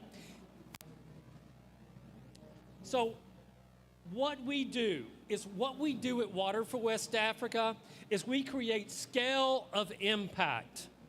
You're going to hear scale throughout this conference. If you're over in the EarthX portion of the conference, you're going to hear scale so often. But that's essentially what we do is we help provide scale. Since 1987, we've been providing scale for those elements that I just previously mentioned. So on every single given day, we are providing, because of the goodness and the partnerships and the generosity of our donors, we're able to generate up to 500,000 people served every single day because of the wells that we've drilled since 1987. Some 2,000 water points have been generated. Some 2,000 water points, either boreholes drilled or maybe existing wells that have been rehabilitated. Through these partnerships, we've been able to impact over 1.2 million people at a small cost of a lunch for $12.50. Provides life-changing impact for communities and individuals that live in some of the areas that we've been able to work in. I actually took this picture myself. A lot of these photographs are professional. A guy named Caleb Mensah that works with us. He's a local Ghanaian, but this is one I took of myself of this young lady. I don't know how old she is, but this was in a medical clinic. Oftentimes, these rural medical clinics are the first line of defense against any kind of medical situation. If you've ever seen a community, a village in a developing country, hospitals are not readily available. Oftentimes, hospitals will be a long way drive or a long walk or a bus ride, and you'll think, well, everyone can afford a bus ride, but that's not the case. Oftentimes, people, they don't have one single bit of income.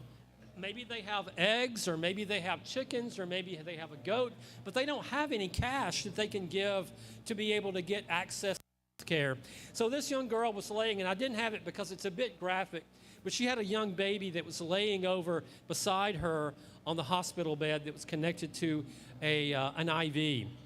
And they were collecting their water from a local pond that was shared by animals, by livestock.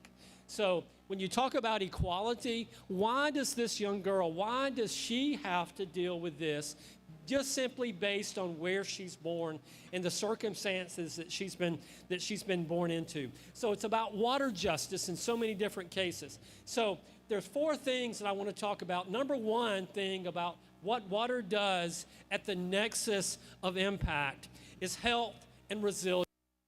So, and they all tie together. You're gonna, when I go over these 4 elements, you're gonna see how every single one of these elements are interconnected. They don't exist in a silo. Fewer disease, stronger clinics, healthier children.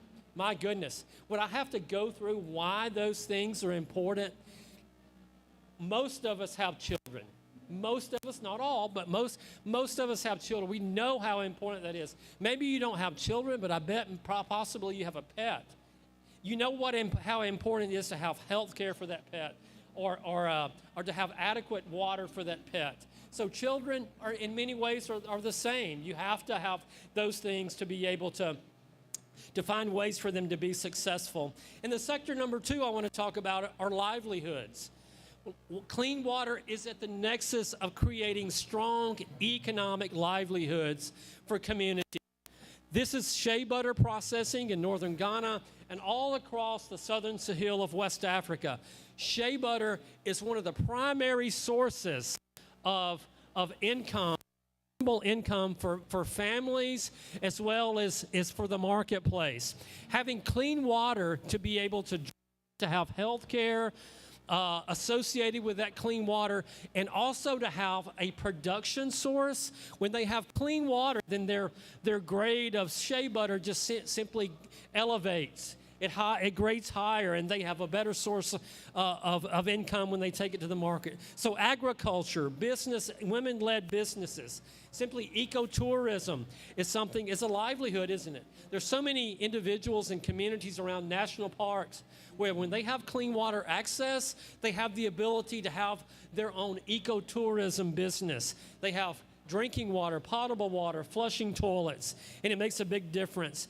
And time equals income. Imagine this young lady, if she had to get up in the morning and walk tremendous distances before she began processing her shea butter. What if it were you? What if you had to walk 2 or 3 miles every morning, sometimes 4 miles round trip, to get just simple water, dirty water, to be able to do your job? How time consuming that would be, not just for you and your health, but also just simply for production processes. Sector number 3, education. Wow, education it's a huge difference. We're working right now with United Nations in some of our focus areas. And UNICEF is the United Nations organization that we're working with. And they're going in partnership with Water for West Africa. We're drilling boreholes together around rural clinics and schools. And so not only does the clinic have access to clean water and flushing toilets, but also the school does as well. That's less time walking, that's more attendance, especially for young girls. It's a tremendous amount of impact when you focus clean water around education. And then this is one of the rangers in Mole National Park. But water supports environmental sustainability. There's 32 communities that surround Mole National Park in northern Ghana. Those 32 communities are putting pressure on the national park because they don't have adequate access to clean water. And so also, we had a discussion a few minutes ago with a young gentleman that we also are working in a program where we drill wells for the animals as well. Elephants, there's a large elephant herd in Mole National Park. And so if you have, there's a large dry season. Sometimes it's 6 months. It'll be up to 100 degrees a day Fahrenheit for 6 straight months without any rain. A lot of times the wildlife will migrate to find clean water. And when they migrate out of the park, guess what happens?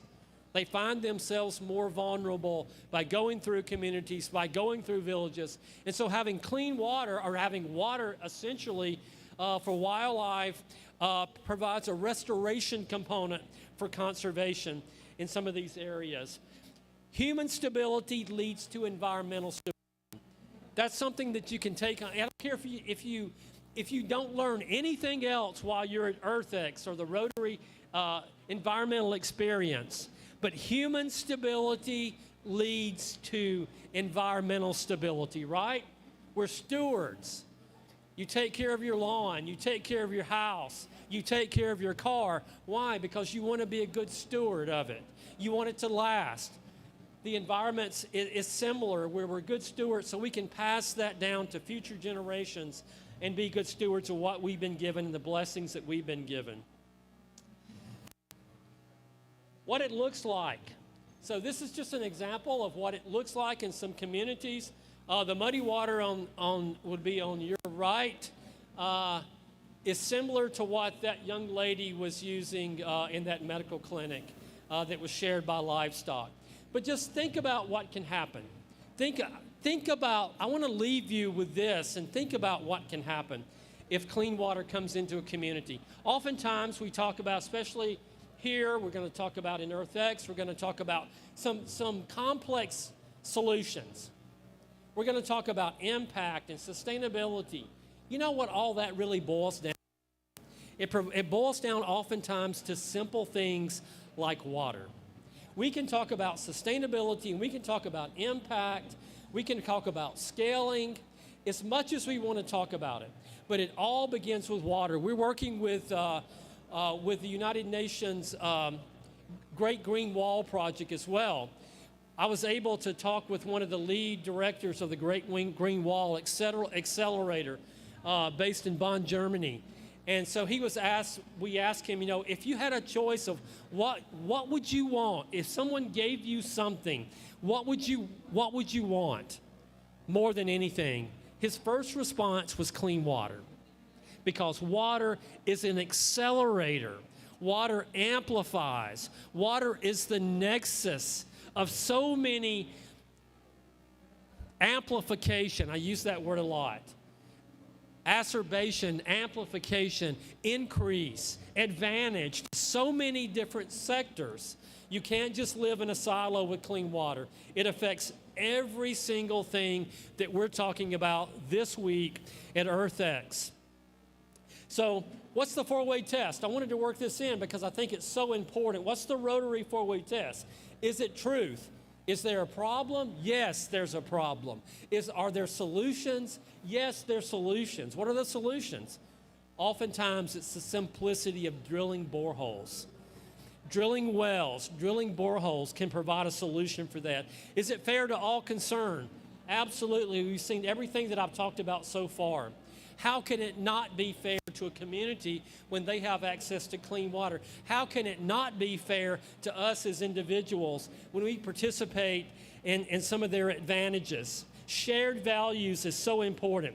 Will it build goodwill and better friendships? Absolutely. We're working in some of the harder areas of northern Ghana where peace and conflict is an issue. The United Nations and also the EU, they're drilling boreholes in communities. Guess why?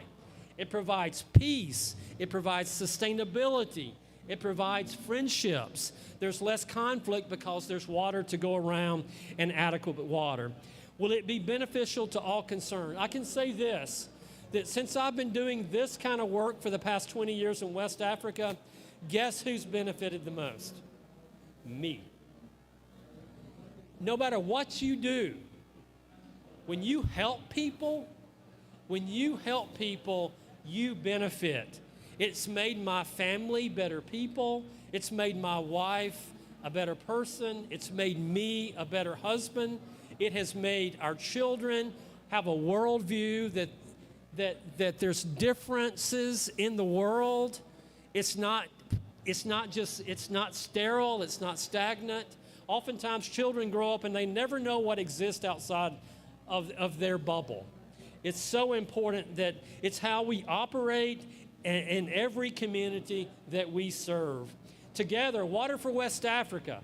That's the water. That's the WFWA. Water for West Africa. This is how everything ties together. Everything essentially ties together. Water for West Africa. On the ground implementation. That's really what we do best. Rotary, what is Rotary in this context of where we are here in the Rotary Environmental Experience? It's a global network of chapters and people. Over 1 million people are part of Rotary, a huge global network. And by the way, Ghana, West Africa, where our headquarters are in West Africa, has a huge Rotary population there in the capital city of Accra. And what is EarthX? It's a platform for all of this. It's where all of these things come together. Implementation, global network, platform of storytelling. That's what EarthX does best. They bring people together in common platforms and they tell stories. So let's transform communities together as we endeavor to work. Some of the key takeaways, I won't go through this, but you can see some of the key takeaways that we've already covered. Storytelling drives visibility. It's one of the last ones down there in the bottom right.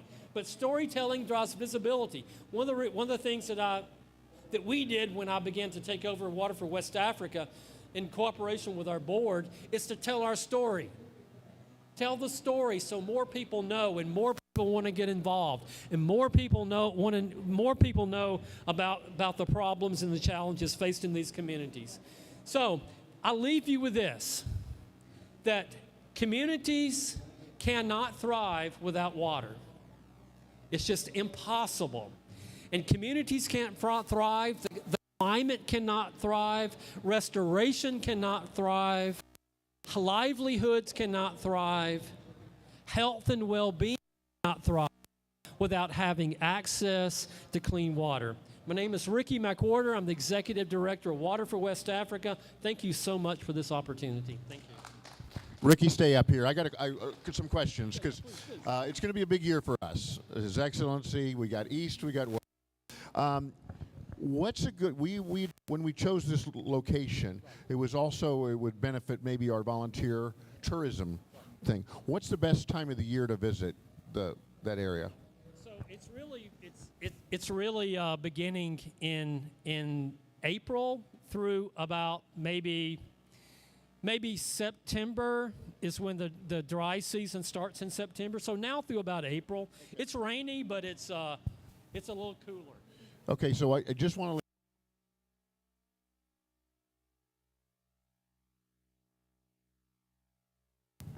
Hello? Okay. We're going to go. We want to visit. And so I'm going to invite any club president that wants to go with me down and work on a global grant with me before September. We'll go. Okay? Your Excellency, can you come back up? And then Eric. And then Barry. This is our big project for the year. I want all the heavy hitters on stage for a photo. Then did you have a question? Oh. And Wade.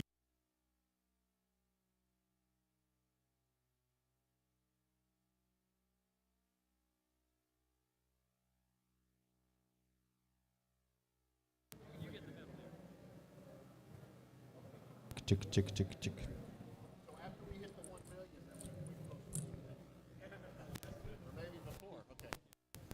Test. Okay.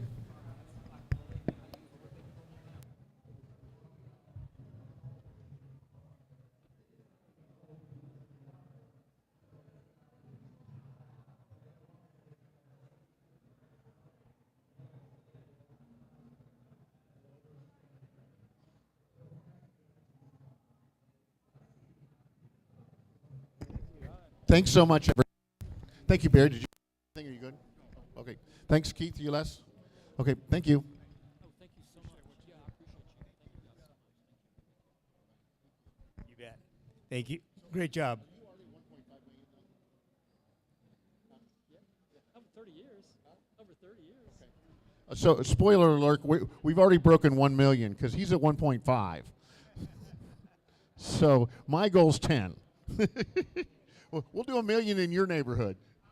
We'll work on that next. We'll catch him up. All right, great presentation. Thank you very much. We have our next presentation done by Joe Richardson. This is lunches out of landfills. Hopefully Joe's here someplace.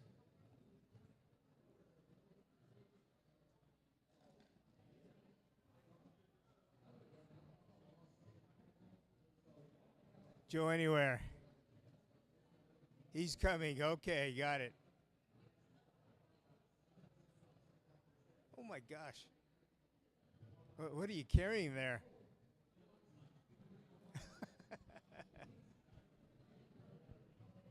Okay, guys, here we go. It's a big surprise. Keep you in suspense. He's bringing beers for everybody, but don't let that out of the bag.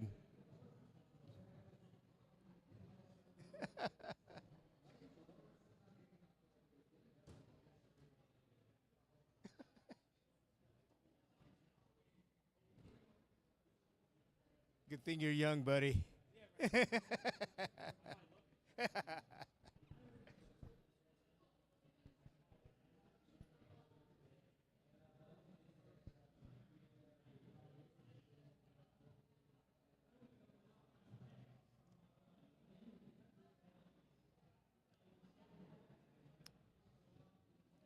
All right, Larry, you gonna do the plug?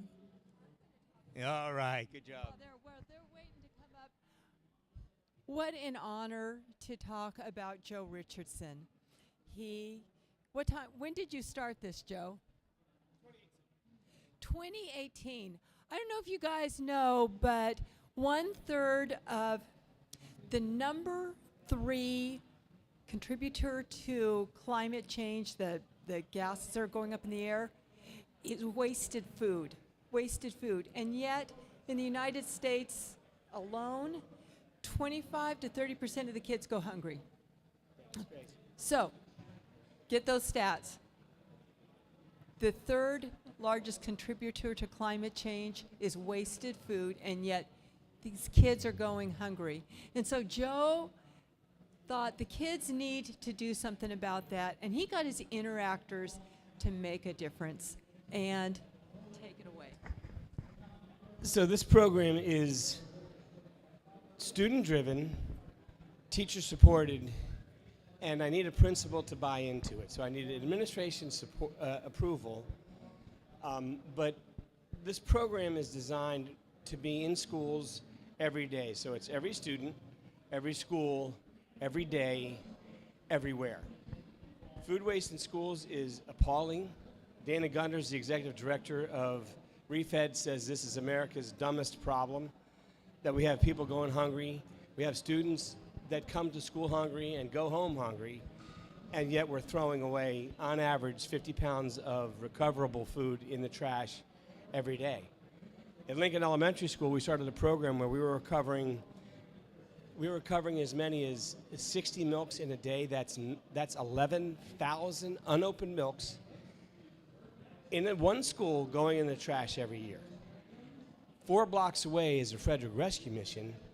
We started a program where that food was going to the rescue mission, and we started feeding people. Our biggest advocacy, what we're trying to do is share tables are reintroduced into schools. But if you share a milk or a perishable item like yogurt, that could sit around as long as 4 hours in any given, 2 hours any given day, and that makes food services really uncomfortable.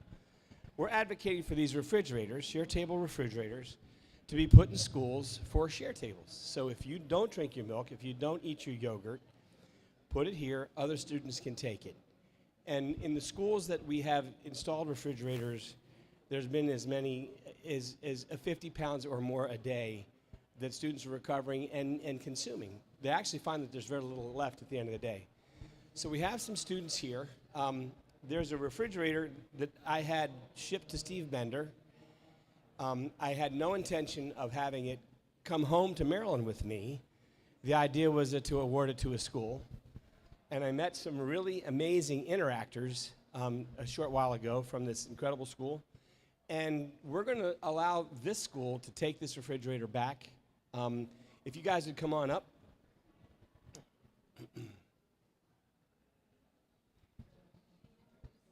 Absolutely.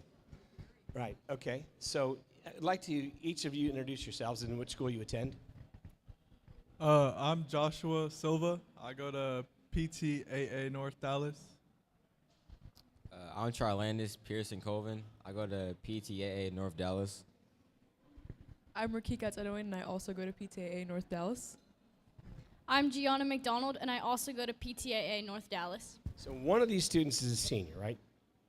Okay. I also need underclassmen because this refrigerator is going to serve this school for the remainder of the school year, but be a part of their community and part of their rituals at lunchtime where they can share food. I have the fortune of having Barry Razin, former RI International President, who we've asked to sort of present you the refrigerator. And our hope is that this thing is used, and not only is it used, we have a network where students are going to be able to communicate with each other from across states. In a short time, you should have this refrigerator and data that shows how impactful it can be, and your story will be part of the story that we can share with other students. So at this point, I have Barry Razin. Really honored to have an opportunity. I want you guys to understand just how significant it is to have a former Rotary International president present you with a refrigerator. So, Barry. truly an honor and a pleasure to be able to give this to you guys to start a whole new program to help so many others. And that's what giving back is all about. It's not what we accomplish, it's how we help other people to get to their accomplishments.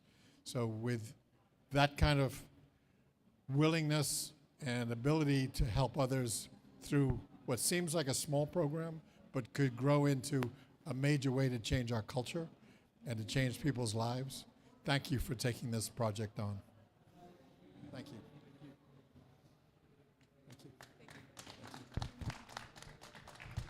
And these students will then educate other students in the community. Our hope, working with Pete Pearson for the World Wildlife Fund, is that every school in the United States, there are 98,000 public schools and charter schools, we want to have one of these refrigerators in every cafeteria in every school within the next 10 years. This is a start. So again, thank you very much, students, and we look forward to your work.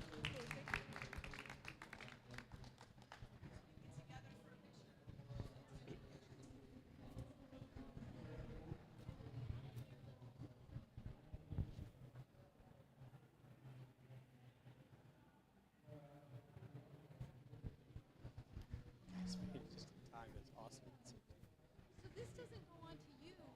Will you be handing this on after you?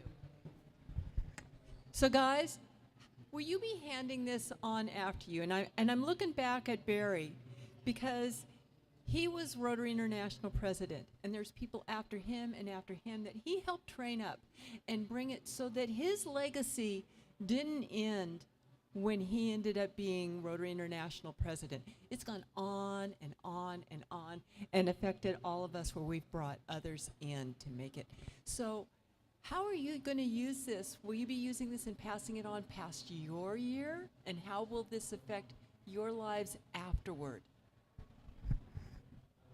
Well, I think this will really help reduce the waste that our school produces with food.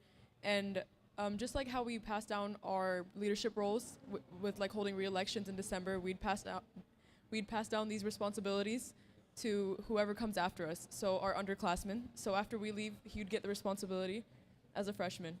So we just keep passing down the roles as we go.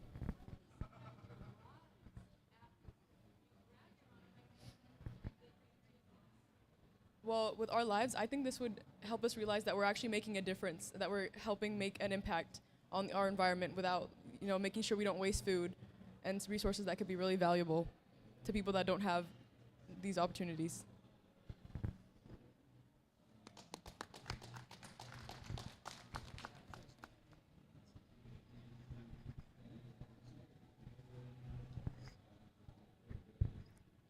All right, well, great. Well, thank you very much. What I would like to do is share a story, one of the projects I had to evaluate in central Mexico. This was a water project, and in that water project that we took a look at, it was in a fairly remote indigenous community. And when I first went in for the evaluation, I found out that over 50% of the people of that village were suffering from diabetes. Another 50% were suffering, well, mostly the same, were suffering also from obesity. What I found was that when we did the water project, that number changed, and I couldn't figure out what that was from. What I found out was that because they didn't have good drinking water, it was cheaper for them to buy sodas and punch than it was for them to buy water. So they lived off of punch and they lived off of sodas. Talk about the food. Food would perish because they didn't have a refrigeration system like this, nor did they know how to or understand how to grow their own food. So rather than buying food that was perishable because they lived in a very remote area, what they did was they would buy food that wouldn't spoil. Cookies, candy bars, candy. That's what they were living on. And that's why it's so important that we take a look at life in general, because we don't see these issues. We don't see these challenges because of how we live. But this is one way that you could literally change lives for a long time. With that being said, I'm jumping in right now. We are a little ahead of time. I'm supposed to do this at 5:30, but I'm going to do it now just so we get this part done. I'm supposed to give you a preview of upcoming events happening here on this main stage. And as you see, we have a few empty seats out there. We may want to try filling some of those. So I'm going to ask you to bring some friends. Anybody that you think is interested, we will get them in that door. Steve has promised me no matter what, we're going to get people in here. So please invite your friends, families, other members of your club. If they're not members of the club, bring them in anyways if there has any interest at all in the environment. This is a funny part. They also put my name here because this part was my part of the program, and they gave me a pretty interesting introduction and bio. Well, I'm not going to share that with you because I'm not going to talk about myself. But I'm actually a pretty good guy, believe it or not. I can't believe I did some of these things. So for tomorrow's event, we do have another special day, starting with, believe it or not, yours truly. I will be talking about reforestation projects in Guatemala. I will be the first speaker up at 1 o'clock. I hope you could join me. It was a fascinating project, one that I don't think you want to miss. It was a project that actually changed a lot of people's lives. We also tomorrow are going to be meeting down at the breakfast area at 8 o'clock. Barry and I will be there. We encourage any of you that want to join us, come on down. We can network. We'd love to hear about what you're doing, your projects, and all that. So we will be down at the breakfast area at 8 o'clock. Come and look for us. We'll try and get some empty tables on the side. We'll be, if you walk in, we will be on the left-hand side. So come and join us for that one. Also, please remember, we do have some books back there we would like to sell. And one last story I would like to tell you. This story here I think you'll find pretty fascinating because it has to do with water and food itself. I met a young lady. She was a Rotary scholar. She was a Peace Scholar. She came from Haiti. And this girl, she talked about her life. She said she was adopted at a very young age, about 2 years old. She came from Haiti. She had never met her family. And she was always wondering why her family would have gave her up for adoption, not realizing what had happened from her young childhood. As a 2-year-old, she probably had no idea what was happening. She then found out that when she met her true mother, she went back to look for her family and her roots. She was able to find her mother, and the mother came out weeping and crying and said, "I did right by you."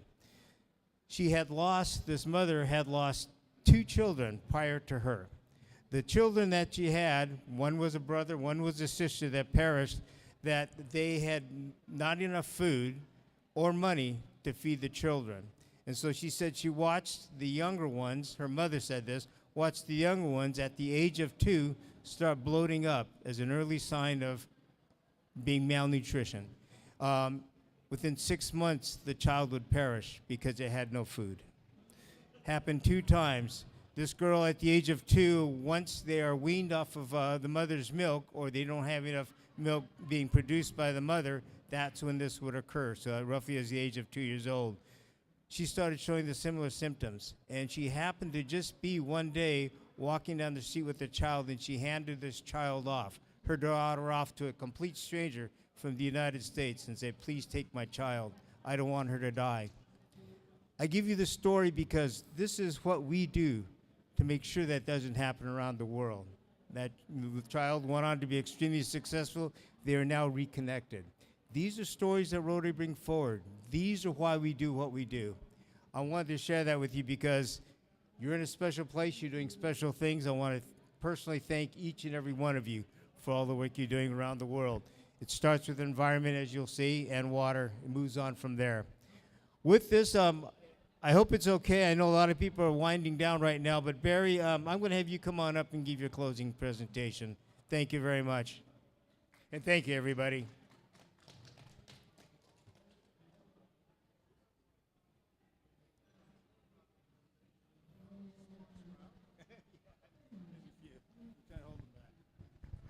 Sparse crowd this afternoon, okay? Everybody's already having their drink. So, well, thank you, okay. What I thought I'd do is just tell you a story.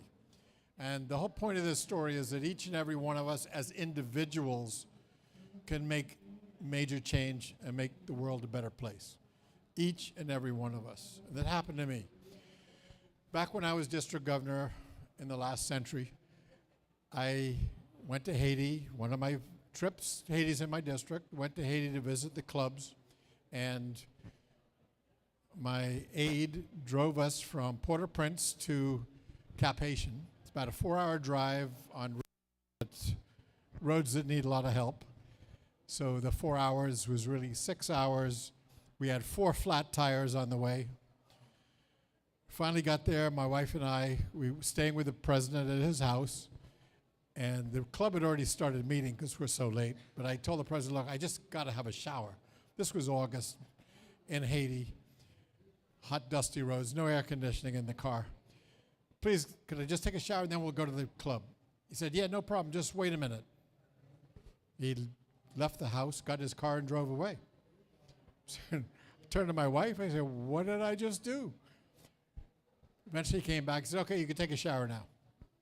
I said, well, we got to talk about this later. I took the shower, went to the club, and afterwards I asked him, what happened? I said, well, in Cap Haitian, we only get water 2 hours a day. So I had to go to the city manager to get them to turn the water on so you could take a shower. Now, at that moment in time, my heart dropped. I'm taking water from these folks who only get water 2 hours a day. I swore to myself I would make a difference to the people of Haiti at some point when I could. The years go by, but I never stopped with that dream. And we now have a program called Hand Wash. And the Hand Wash program the mission is to bring potable water, easy access to every citizen of the country of Haiti. Today, only 35% of the country have easy access. We've started the program, and it's working extremely well. We're actually now on the short list to receive the grant of scale from Rotary International, which is truly amazing just to get to that point. But it's not just bringing and going and digging another well. It's really a very comprehensive program to do it right. So we go to a community, and the first thing we ask the mayor, do you want to have good water for your citizens? They have to make that decision first. If they say yes, great. Put a committee together of your community, and then we would like to meet with that committee and talk to them about what they want. And the first comment to the committee is, you're going to have to pay for water for the first time in your life. But the reason for that is so that you can maintain whatever system we bring to your community. Then you have to decide, is it just a well you want? Is it irrigation you need? What is it you need for the size of the population that you have today? So the community makes these decisions.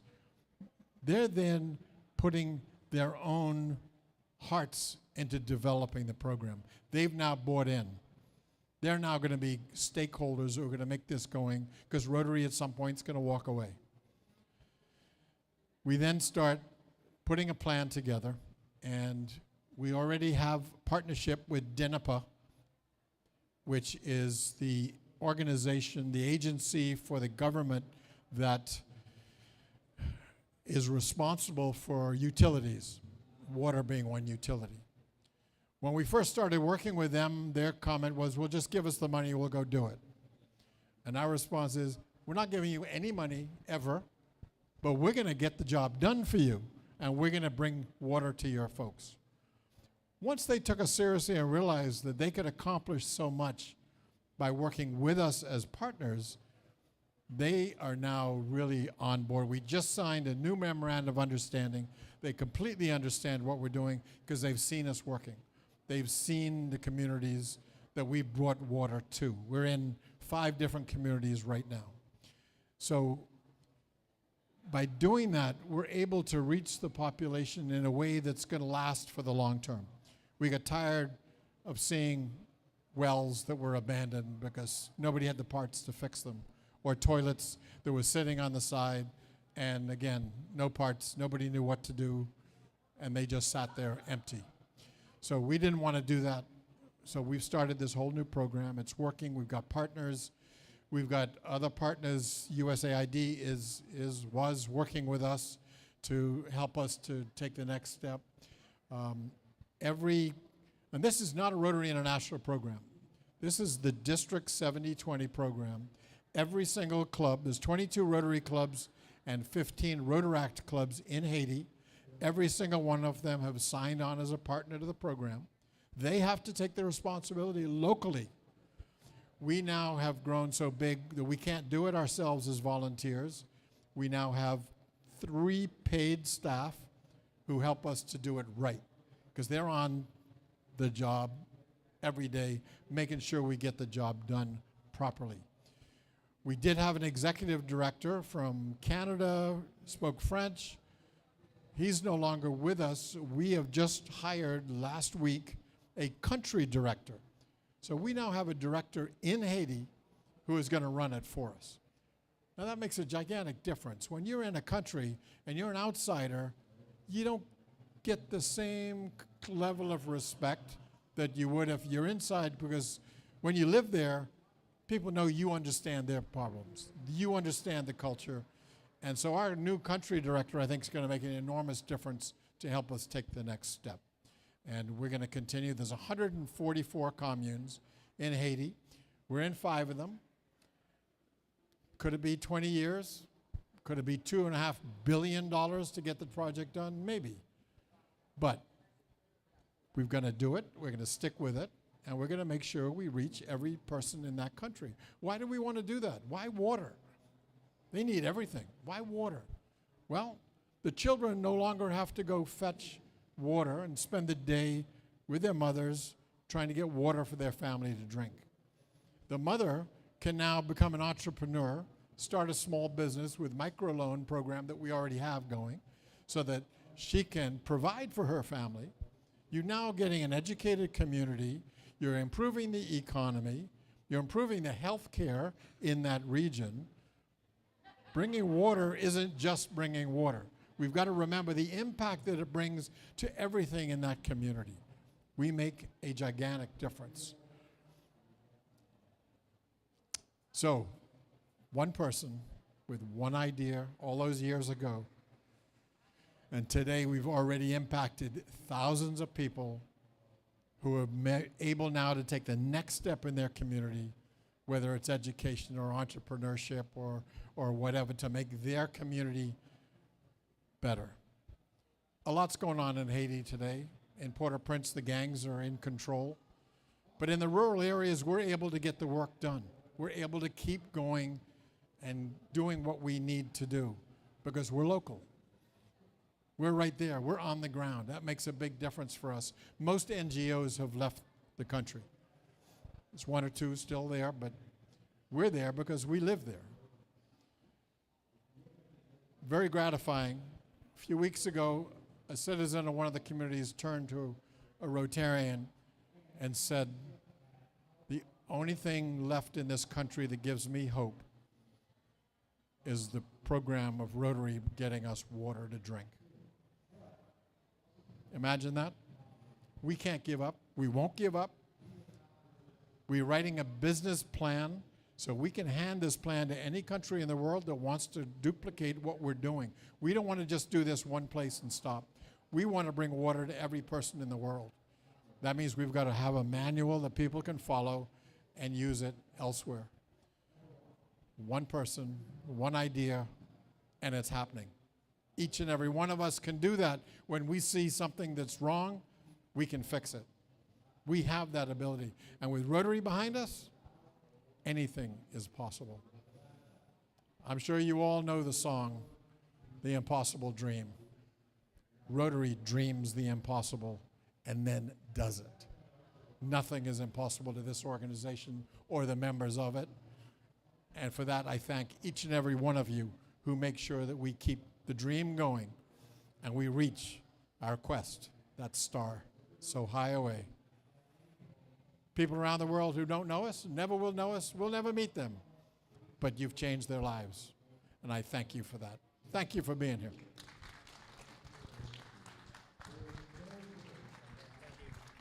Thank you.